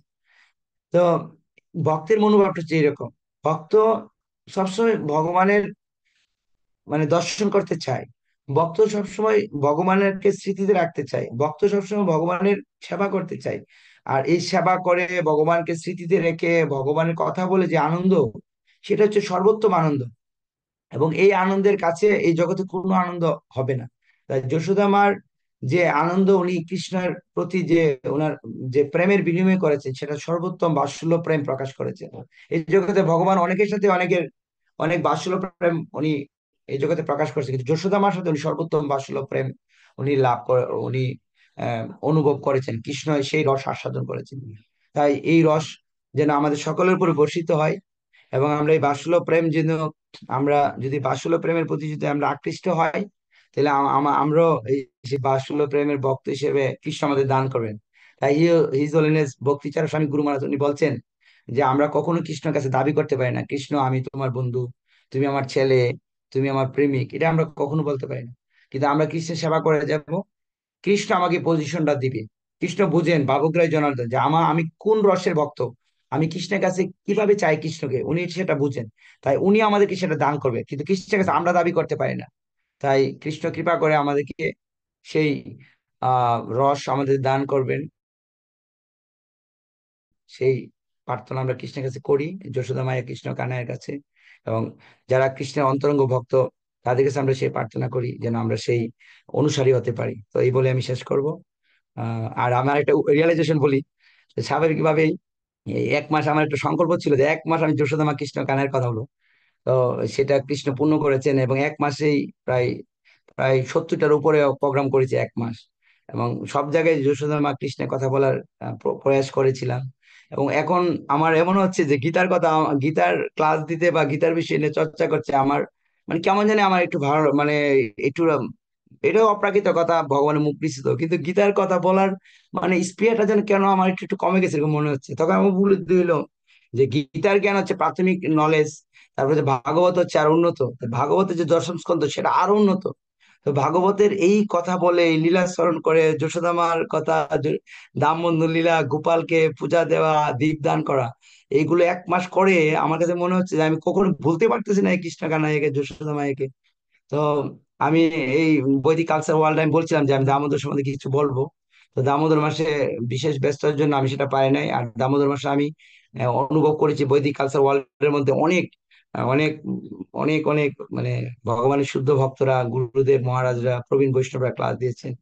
আমি অনেক কৃতজ্ঞ বৈদিক কালচার ওয়ার্ল্ডের কাছে, এই গ্রুপের কাছে অনেক কৃতজ্ঞ, এবং এই গ্রুপের সাথে আপনারা যারা যুক্ত আছেন আপনাদের সকলকে আমি ধন্যবাদ জানাই। তো এই গ্রুপের এই সমৃদ্ধি লাভ করুক আর প্রসারিত প্রসারিত হোক, এবং শিল প্রভুপাদের এই মিশনে এই তথ্য প্রযুক্তির এই গ্রুপটি যেন আরো বেশি ভূমিকা রাখতে পারে সেটাই প্রার্থনা করব। এবং আমি ধন্যবাদ জানাই এই গ্রুপের সাথে যারা সক্রিয়ভাবে যুক্ত আছেন।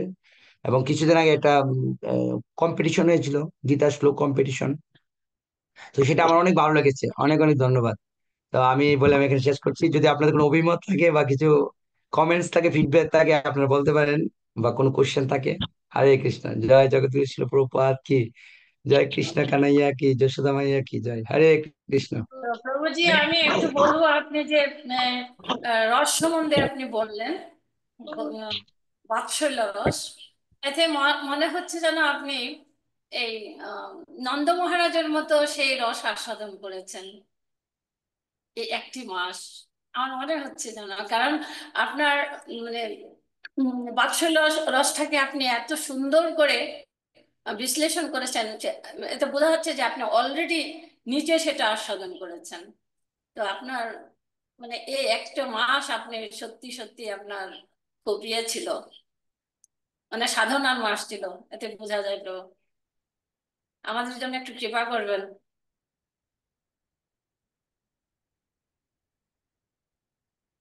ধন্যবাদ মাতাজি, হরে কৃষ্ণ।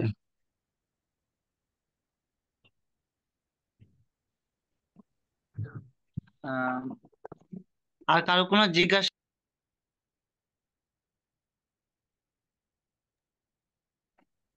হরে কৃষ্ণ। প্রণাম প্রবীর প্রভু। প্রভু আপনাকে অনেক ধন্যবাদ। আপনার কথাগুলো শুনছিলাম প্রভু, যে লীলা বললেন। দামোদর মাস যদিও আমরা আনুষ্ঠানিকভাবে শেষ করে ফেলেছি, কিন্তু আজকের যে আপনার প্রবচন, ওইটা শুনে মনে হচ্ছে যে না, এখনো দামোদর মাসে আছি, দামোদর মাস চলছে। অনেক সুন্দর আলোচনা প্রভু। আপনাকে অনেক ধন্যবাদ প্রভু। আপনি আমাদের মাঝে এভাবে থাকবেন, আমাদেরকে উৎসাহ, প্রেরণা, আশীর্বাদ দিয়ে আমাদেরকে এভাবে অনুপ্রেরণা দিবেন, যাতে আমরা বৈদিক কালচার ওয়ার্ল্ডে এগিয়ে যেতে পারে। হরে কৃষ্ণ প্রভু। প্রণাম প্রভু। হরে কৃষ্ণ, অনেক ধন্যবাদ। অমরেন্দ্র নিতাই প্রভু, হরে কৃষ্ণ। হরে কৃষ্ণ। আর কেউ আহ অনুভূতি ব্যক্ত করবেন বা কোনো জিজ্ঞাসা আছে, আমরা করতে পারেন।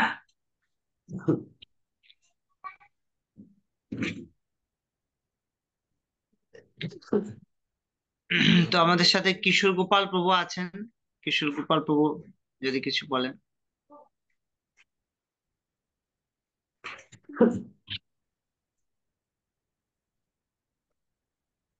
তো প্রণাম প্রভু। আমার একটু হরে অনুভূতি যে, হ্যাঁ হরে হ্যাঁ, কৃষ্ণ। কিশোর। আমি একটু বাইরে আছি বলতে, আমি অফিসে থেকে কাজ করছিলাম, এবং আহ, একটি গুরুত্বপূর্ণ অন্যান্য আরো আমাদের বিষয় নিয়ে ভক্তদের সাথে আলোচনা হচ্ছিল, আমি যুক্ত হতে পারিনি। তো প্রভুর কথা শেষের অংশে আমি কিছু কয়েক মিনিট শুনতে পেরেছি, আমি বুঝতে পেরেছি।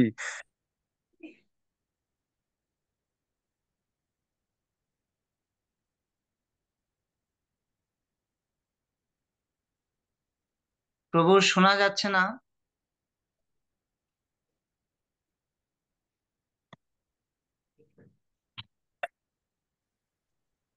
কিশোর গোপাল প্রভু আমরা শুনতে পাচ্ছি।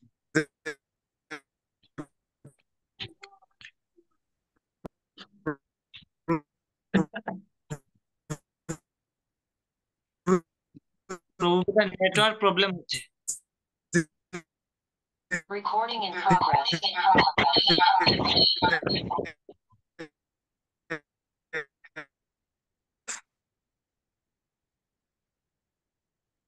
তো ধন্যবাদ কিশোর গোপাল প্রভু। আপনি আবার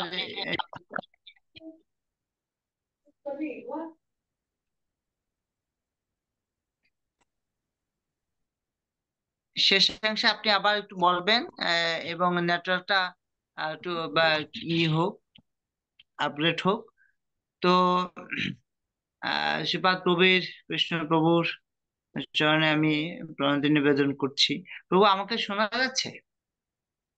এস প্রভু, শোনা যাচ্ছে প্রভু, সুন্দর শোনা যাচ্ছে। আচ্ছা আচ্ছা। তো বলছি কি যে আজকে আপনার আলোচনাটা আমি পুরোটাই শ্রবণ করেছি। আমার কাছে মনে হচ্ছিল যে দামোদর মাসের যে মাহাত্ম্য বা দামোদর মাসে আমাদের যে মনোভাব হওয়া উচিত, এবং দামোদর লীলার যে গুরু রহস্য বা তাৎপর্য, সেটি অন্তর্নিহিত ভাব আপনার এই প্রবচনে ফুটে উঠেছে। আসলে কি মনোভাব নিয়ে আমাদের দামোদর মাস পালন করা উচিত। আর সেই সাথে এটিও আমার কাছে অনুভূত হয়েছে যে দামোদর মাস আসলে পরে আমরা ভজন সাধনে খুব আগ্রহী হই, সেটি ভালো। কিন্তু সেটি কি শুধু দামোদর মাসের জন্যই, নাকি দামোদর মাসে মোবাইল চার্জ দিয়ে সারা বছর শোনার জন্য এই এই এই ভজন সাধনের চার্জ শক্তি সঞ্চয় করা সারা বছর সেটির প্রভাব যেন থাকে সেটার জন্য? তো আমার আপনার আলোচনার প্রেক্ষিতে এটা মনে হয়েছে যে যে এই যে বাৎসল্য ভাব বা ভগবানকে ভালোবাসার যে আমাদের স্পৃহা, সেটি দামোদর মাসে গ্রহণ করে সারা বছরটাই যেন আমরা ভগবানকে সেভাবে ভালোবাসতে পারি। হ্যাঁ, সেই একটা অনুপ্রেরণা জুগিয়ে ভগবানের আরো প্রেমময়ী সেবায় যুক্ত কিভাবে হতে পারে সেই আকর্ষণটা আপনি আমাদেরকে দিয়েছেন।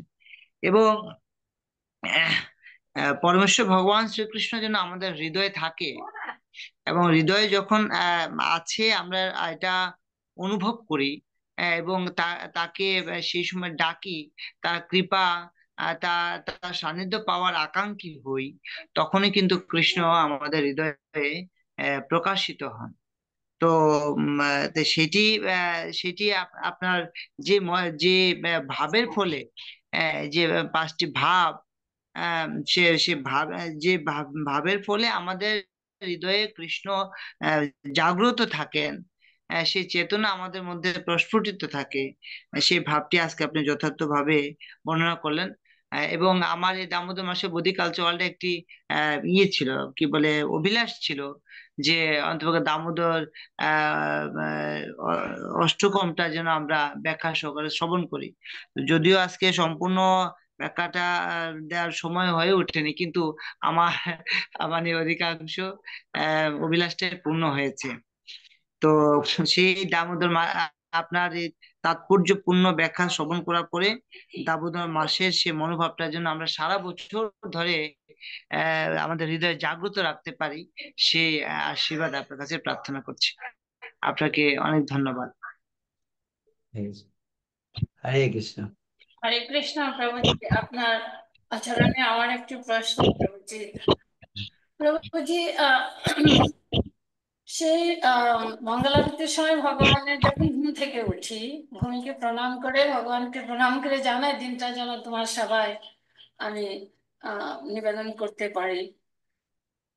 আহ সারাদিন ভগবান সম্পর্কিত, মানে যা কিছু করছে ভগবান সেবা সম্পর্কিত, কোনোটাই মানে সেবা থেকে বাদ না।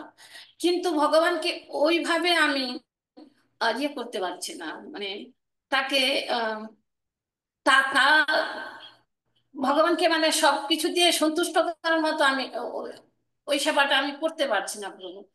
তো এটা এটা কিভাবে কি হবে বলুন তো দেখি। কিন্তু আমি যা করছি সেগুলো আমি এখন ছাড়তে পারছি না। কিন্তু ওই যে ভগবানের প্রতি আকৃষ্ট হয়ে ভগবানকে সন্তুষ্ট বিধানের জন্য আহ টাইম টু টাইমে করা, ভগবানকে সবসময় একটু স্মরণে রাখা, ওইটা হয়ে উঠছে না। কিন্তু আমি যা কিছু করছি ভগবানের সেবা সম্পর্কিত। তো এটা এটা কিভাবে আমি অর্জন করতে পারি প্রভু বললাম, তো এটা নিয়ে আমার খুব কষ্ট হয়। দামোদর মাসও, এই দামোদর মাসটা আমি ওইভাবে আমি করতে পারিনি, কিন্তু আমি সবসময় সেবা সম্পর্কিত ইয়েতে ছিলাম। তো ওই ঐকান্তিক ভাবে অন্য অন্য অন্য বছর আমি শুধু সেবাটাই আমি করতাম, কিন্তু এভাবে ওইটা করতে পারিনি। আর এখন দিন দিন মনে হচ্ছে যে না, আমি ওইভাবে সেবাটা করতে পারছেন, কিন্তু ভগবানের সেবা তো ওই এটা আমি আমার কখন আমি পারবো প্রভু, আপনি একটু পদ্ধতিটা বলুন না প্লিজ। এটা আমার মানে খুব নিজেকে মাঝে মধ্যে আমার মনে পীড়া দেয় যে আমি আমি কি আসলে দূরে সরে যাচ্ছি। আমার মনে হচ্ছে না না, আমি যা কিছু করছি আহ এটা তো ভগবানের সেবার থেকে বিচ্ছিন্ন না। এটা একটু বলুন না প্রভু, আপনারা তো ভজনে অনেক অ্যাডভান্সড। হরে কৃষ্ণ। মাতাজি, আপনি আহ, প্রথমে যে অভিমত বললেন, এখন আর কিছু বলছেন, আপনি তো অনেক প্রকৃতপক্ষে আপনি ভগবানের প্রতি অনেক অনুরক্ত, এটা নিঃসন্দেহে। আসলে ভগবানের প্রতি যে অনুরক্তর বিষয়টা, এটা কোনো তাত্ত্বিক ভাবে বা এটা দার্শনিক ভাবে বা থিওরিটিক্যাল ভাবে এটা বলার বিষয় না। আমরা যারা কৃষ্ণরে যুক্ত হয়েছি অলরেডি, এবং যারা আমরা ভগবান সেবা করছি, সদ্গুরুদের দ্বারা আমরা কৃপাপ্রাপ্ত হয়েছি, আমরা ন্যাচারালি কৃষ্ণের প্রতি অনুরক্ত। তো আপনি যতই কৃষ্ণের প্রতি গভীর অনুরক্ত হবেন, আর আপনি ততই মনে করবেন যে আমি আমি তো কৃষ্ণ সেবা করতে পারছি না, কৃষ্ণকে আমি ভালোবাসতে পারছি না, কৃষ্ণকে কিছু দিতে পারছি না। এটা কিন্তু গুরু মহারাজ বলছেন যে বঞ্চিত অস্মি, বঞ্চিত অস্মি, বঞ্চিত অস্মি। সারা জগতে কৃষ্ণ প্রেমে সবাই একদম হয়ে গেল, আমি তো কিছুই পেলাম না। এইটা হচ্ছে একটা ভক্তের ছিল জগন্নাথ স্বামী গুরু মহারাজ। উনি একটা বাণীতে বলছেন যে আমি কৃষ্ণের কোনো সেবা করতে পারছি না, আমাকে এত কিছু দিলেন প্রভুপাদ, এত কিছু বলেন। উনি এত কিছু কইরা উনি বলে কিছু করতে পারছেন না। উনি নিজে বলছেন এটা এটা হচ্ছে ধন্যবুদ্ধিকা।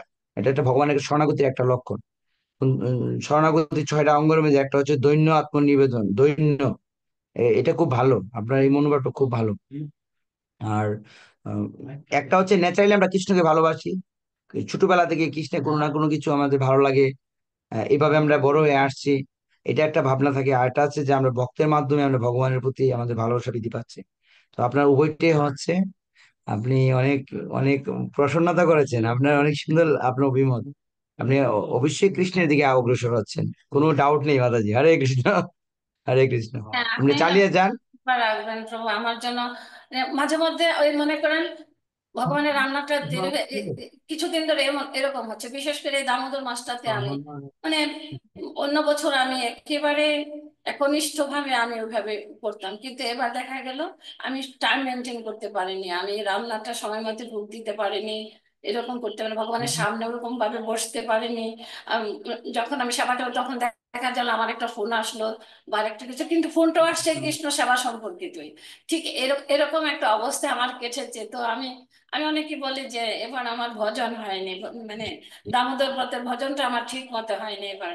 এটা আমি খুব মানে ইয়া দুঃখিত আমি সে ব্যাপারে। তো এই হ্যাঁ, ভাবনাটা থাকা ভালো মাতাজি, এই ভাবনাটা থাকা ভালো। কান্তা ওকে, মাতা বলুন। তো হ্যাঁ, কান্তা মাতাজি যে মনোভাব, যদি সেটি হয় যে আমার ভজন হয়নি, তাহলে আমরা কিভাবে আরো ভজন করতে পারি সবাই মিলে, সেই প্রচেষ্টা, আমাদের প্রচেষ্টার প্রতিদান ভগবান আমাদের প্রদান করবেন। তো আমাদের সাথে আছেন আমাদের বৈদিক কালচারের অন্যতম পরিচালক আহ নৃসিংহ লক্ষ্মীপতি প্রভু। প্রভু যদি কিছু বলেন।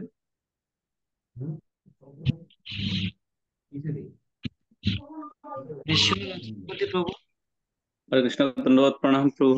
আমি শুনছিলাম প্রভু, শ্রবণম মঙ্গলম। শ্রবণই আনন্দ প্রভু। আসলে তন্ময় শুনতেছিলাম, প্রভু অনেক বিশদ ভাবে ব্যাখ্যা করেছেন, খুব ভালো লাগছিল আসলে। কৃষ্ণলীলা যতই শোনা যায় প্রভু ততই মধুরম, মধুরম মধুরম। হরি বল। কান্তা মাতাজিও কথাগুলো বলছিলেন, ভালো লাগতেছিল আসলে। আহ, তো খুব ভালো হয়েছে প্রভু পাঠটা আজকে। আর দামোদর মাস সম্পর্কে আমরা তো সবাই দামোদর মাসটা করেছি। আর আসলে রেসটা এখনো রয়ে গেছে, এখনো আমার দামোদরকে প্রভু এখনো আমার বেদি থেকে এখনো ইয়ে করতে পারতেছি না, মন মানতেছে না যেন যেন এই যে প্রভু আপনি বললেন না একটু আগে, শুধু কি আমরা 1 মাসই দামোদরকে পূজা অর্চনা করব, তো এটা যেমন কিরকম লাগতেছে, মানে বেদি থেকে সরাবো এটা পারতেছি না। হরে কৃষ্ণ। মানে কিরকম একটা ইয়ে এসে গেছে প্রভু। আপনার দামোদর, হরে কৃষ্ণ। আপনার দামোদরকে আপনি বাঁধতে পেরেছেন, এটা বুঝে গেল। সুতরাং আপনার দামোদর বাঁধা অবস্থায় সিংহাসনে থাকুক, নামানোর প্রয়োজন কি? হরে কৃষ্ণ। না আসলে প্রভু দামোদর চিন্ময় ছবিটা যখন ইয়ে হয় তখন মানে কিরকম একটা ইয়ে চলে আসছে, মানে পারতেছি না, আজকেও পারি নাই। তো আপনারা সবাই আলোচনা করছেন সেই জন্য বললাম। হরে কৃষ্ণ, সবাই আশীর্বাদ করবেন, ধন্যবাদ, প্রণাম সবার। হরে আরে কৃষ্ণ। আর আমার যেটা প্রতি প্রকাশে আরেকটা কথা বাকি রয়ে গেছিল, যে আমাদের শ্রীপাদ প্রবীর প্রভু দামোদরকে এমন ভাবে বেঁধেছেন হৃদয়ে, এবং দামোদর লীলাকে এমন ভাবে স্মরণ করছেন যে দামোদর মাস শেষ হয়ে গেছে, তারপরে ওনার দামোদর লীলা বলে যে আনন্দ, যে উচ্ছ্বাস, সেটি কিন্তু উনি এখনো শেষ করতে পারেনি। এবং সেই উচ্ছ্বাস ওনার সাথে হ্যাঁ, থাকুক, এবং সেই উচ্ছ্বাসে আমাদেরকে উদ্ভাসিত করুক, সেটা প্রভুর কাছে প্রার্থনা। জয় হোক, জয় হোক। শ্রীমান সবাইকে প্রদীপ অসংখ্য ধন্যবাদ। আবার দাস। দেখা হবে। বৈদিক কালচার জয়যুক্ত হোক। হরে কৃষ্ণ। আচ্ছা, আমি এখন শ্রীমান প্রদীপ দাস কিশোর গোয়াল প্রভু যদি হয়েছেন। নেটওয়ার্ক নেটওয়ার্ক থাকেন, তাহলে আমি অনুরোধ করবো কিশোর গোয়াল প্রভু কে বিশেষভাবে ধন্যবাদ জ্ঞাপন করার জন্য। কিশোর গোপাল প্রভু, হরে কৃষ্ণ। হরে কৃষ্ণ। সকলকে অশেষ ধন্যবাদ। আমি এই যে আমি যেখানটাতে থাকি সেখানটাতে চলে এসেছি হাঁটতে হাঁটতে। তো ধন্যবাদ প্রবীর প্রভুকে। আমি শুনতেছিলাম কিন্তু আমি কথা বলতে পারছিলাম না। তো যাই হোক, আমি যেটা বলবো যে আমাদের পূর্ণ হলো আজকে দামোদরের যে লীলার মাধ্যমে তার মহিমা আমরা শ্রবণ করার মাধ্যমে আমরা ধন্য হলাম, এবং আমাদের এই ব্রত পালনের পূর্ণতা প্রাপ্তি করে দিয়েছেন আমাদের শ্রীমান প্রবীর দাস ব্রহ্মচারী প্রভু। আর প্রবীর দাস ব্রহ্মচারী প্রভুকে ধন্যবাদ দিলে ছোট হবে। প্রভু আমাদের একজন বৈদিক কালচারাল ওয়ার্ল্ডের গাইডার, আমাদের উপদেশক, আমাদের পরিচালক, সবকিছুই প্রভু। হ্যাঁ, এবং প্রভুকে আমরা চাই যে এই বৈদিক কালচারাল ওয়ার্ল্ড যাতে সামনের দিকে এগিয়ে যায়, সেজন্য আমাদের বিভিন্ন রকম নির্দেশনা প্রদান, এবং সেই সাথে সাথে প্রভু নিয়মিত যদি আমাদেরকে কৃপা করেন যুক্ত হন প্রোগ্রামে, আর সেই সাথে সাথে অন্য ভক্তদেরকেও যুক্ত হতে সহযোগিতা করেন, এবং এর প্রোগ্রামের যে মান উন্নয়নে আমরা কি কি করলে মান উন্নত হবে সেই বিষয়গুলো প্রত্যক্ষভাবে একটু প্রভুকে দেখভাল করার জন্য আমি বিনীতভাবে অনুরোধ জানাচ্ছি। অশেষ ধন্যবাদ প্রভু। আমরা সবাই আজকে খুব সন্তুষ্ট আপনার পাঠ শ্রবণ করে, এবং আপনি আরো দীর্ঘ মানে বিভিন্ন এরকম পর্বে এবং ভাগবত থেকে আমাদেরকে কৃপা করে আমাদের, যাতে আমরা এই প্রোগ্রাম দ্বারা সকলে আনন্দ লাভ করতে পারি, সেজন্য আপনার আশীর্বাদ প্রার্থনা করছি। হরে কৃষ্ণ প্রভু, অশেষ ধন্যবাদ। হরে কৃষ্ণ। তো আমাদের সাথে আজকে কমলাপতি নিমাই প্রভু নামে একজন ভক্ত আছেন। প্রবীর প্রভু already প্রচার শুরু করে দিয়েছেন বৈদিক কালচার ওয়ার্ল্ডে যেন যুক্ত হওয়ার জন্য। আজকে কমলাপতি প্রভুর তো আদেশ ক্রমে আমাদের সাথে আজকে যুক্ত হয়েছেন। তো কমলাপতি প্রভু আমাদের শুনতে পাচ্ছেন? কমলাপতি প্রভু, তো ঠিক আছে। প্রভুর কাছে আমাদের অনুরোধ যে সকালবেলা আমাদের এত সুন্দর এখন প্রবচন হয়। হরে কমলাপতি প্রভু, হরে কৃষ্ণ প্রভু, দণ্ডবত প্রণাম। হ্যাঁ হ্যাঁ, হরে কৃষ্ণ, আচ্ছা, শুনতে পাচ্ছি। ভিডিওতে দণ্ডবত আসা প্রণাম। কি? হ্যাঁ, আপনাদের সাথে হ্যাঁ, হ্যাঁ, আপনাদের সাথে যুক্ত হতে পেরে আসলে আমার অনেক ভালো লেগেছে। আর বিশেষ করে প্রভুকে অনেকদিন ধরে দেখিনি। এই ক্লাসের মাধ্যমে ওনার সাথে আমার সাক্ষাৎ হয়েছে। বিশেষ করে সমস্ত বৈষ্ণবদেরও সাক্ষাৎ পেয়েছি। আর দামোদর মাসের যে বিশেষ লীলা, সেটাও শোনার সৌভাগ্য হয়েছে। সবাইকে ধন্যবাদ। হরে কৃষ্ণ। তো কমলাপতি প্রভু, আপনি পেশায় কি করেন? প্রভু এখন এই মুহূর্তে আমি রেলওয়েতে আছি আর কি, বাংলাদেশ রেলওয়েতে কুমিল্লা শশীদলে আছে আর কি। আচ্ছা, তো খুব ভালো। তো আমাদের এই আইডিতে প্রতিদিন সকালবেলা ভাগবতম পাঠ হয়, সকাল 6টা থেকে 7টার মধ্যে। এখন আমাদের পরম ভাগবত শ্রীপাদ দয়াল গৌরাঙ্গ প্রভু প্রবচন দিচ্ছেন, ভাগবত পাঠ করছেন। ভাগবতমের 2য় স্কন্ধের 3য় অধ্যায়। আপনি যুক্ত হতে পারেন। তো আর প্রতি মঙ্গলবার সন্ধ্যে 7:30 থেকে 9টা পর্যন্ত আমাদের প্রোগ্রাম চলে, আপনি যুক্ত হবেন। ধন্যবাদ। প্রভুর কৃপা আজকে আমরা আপনাকে পেলাম। আপনাকে চেষ্টা বৈদিক কালচার। করবো কৃপা রাখবেন যেন আমি যুক্ত হতে পারি। হরে হরে কৃষ্ণ। কৃষ্ণ। তো ঠিক আছে, আমরা তাহলে আজকে জয়ধ্বনি দিয়ে রাখতে পারি। আমি মাঝে আরেকজন বৈদিক আছে, এই যে মৃণাল বলুন। কান্তি প্রভু, প্রভু আছেন, প্রভুর প্রভুর বিশেষ কৃপা ওনাকেও পেয়েছি। হরি বল। মৃণাল হরে প্রভু, আপনি কৃষ্ণ। কেমন আছেন? হ্যাঁ, ভালো আছি প্রভু, আপনি কেমন আছেন? ধন্যবাদ, প্রণাম। দীর্ঘদিন পরে আপনার দর্শন পেলাম। তো আপনি আমি নিয়মিত উজ্জয়িনীতে আছি। আছেন? আমি এখন উজ্জয়িনীতে আছি।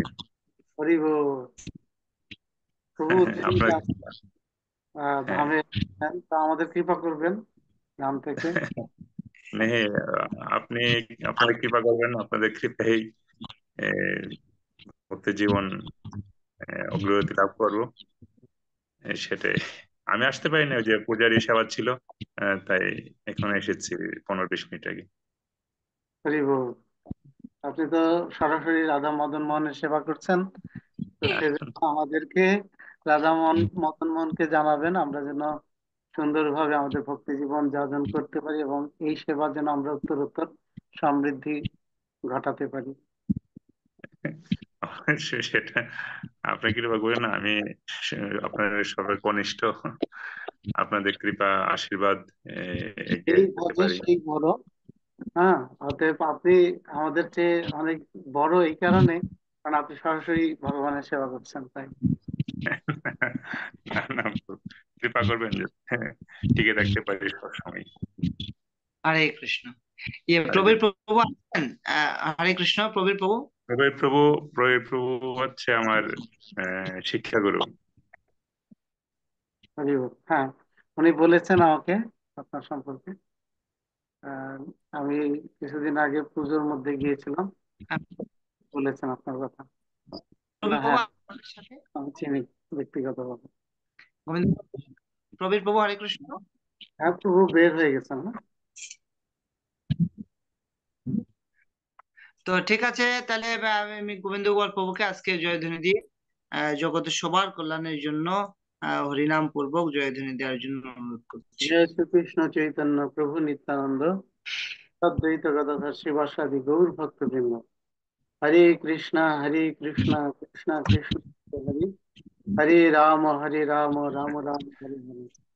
জয় শ্রীলা প্রভুপাদ কি, জয় বিশ্বব্যাপী হরিনাম সংকীর্তন প্রচার আন্দোলন কি, প্রচার করে ভক্তবৃন্দ কি, যাই আন্তর্জাতিক কৃষ্ণ কৃষ্ণ ইস্কন, যাই জয় ইস্কনের প্রতিষ্ঠাতা আচার্য এসি ভক্তিবেদান্ত স্বামী প্রভুপাদ কি, জয় সমবেত গৌর ভক্তবৃন্দ কি, জয় জয় গৌর সীতানাথ প্রেমানন্দে। যাই জয় বাঞ্ছাকল हरे পতিতানাং पवनभ्यो वैष्णवेभ्यो नमो नमः। আচ্ছা, লক্ষ্মী মন্ডল মাতাজি আজকে যুক্ত আছেন।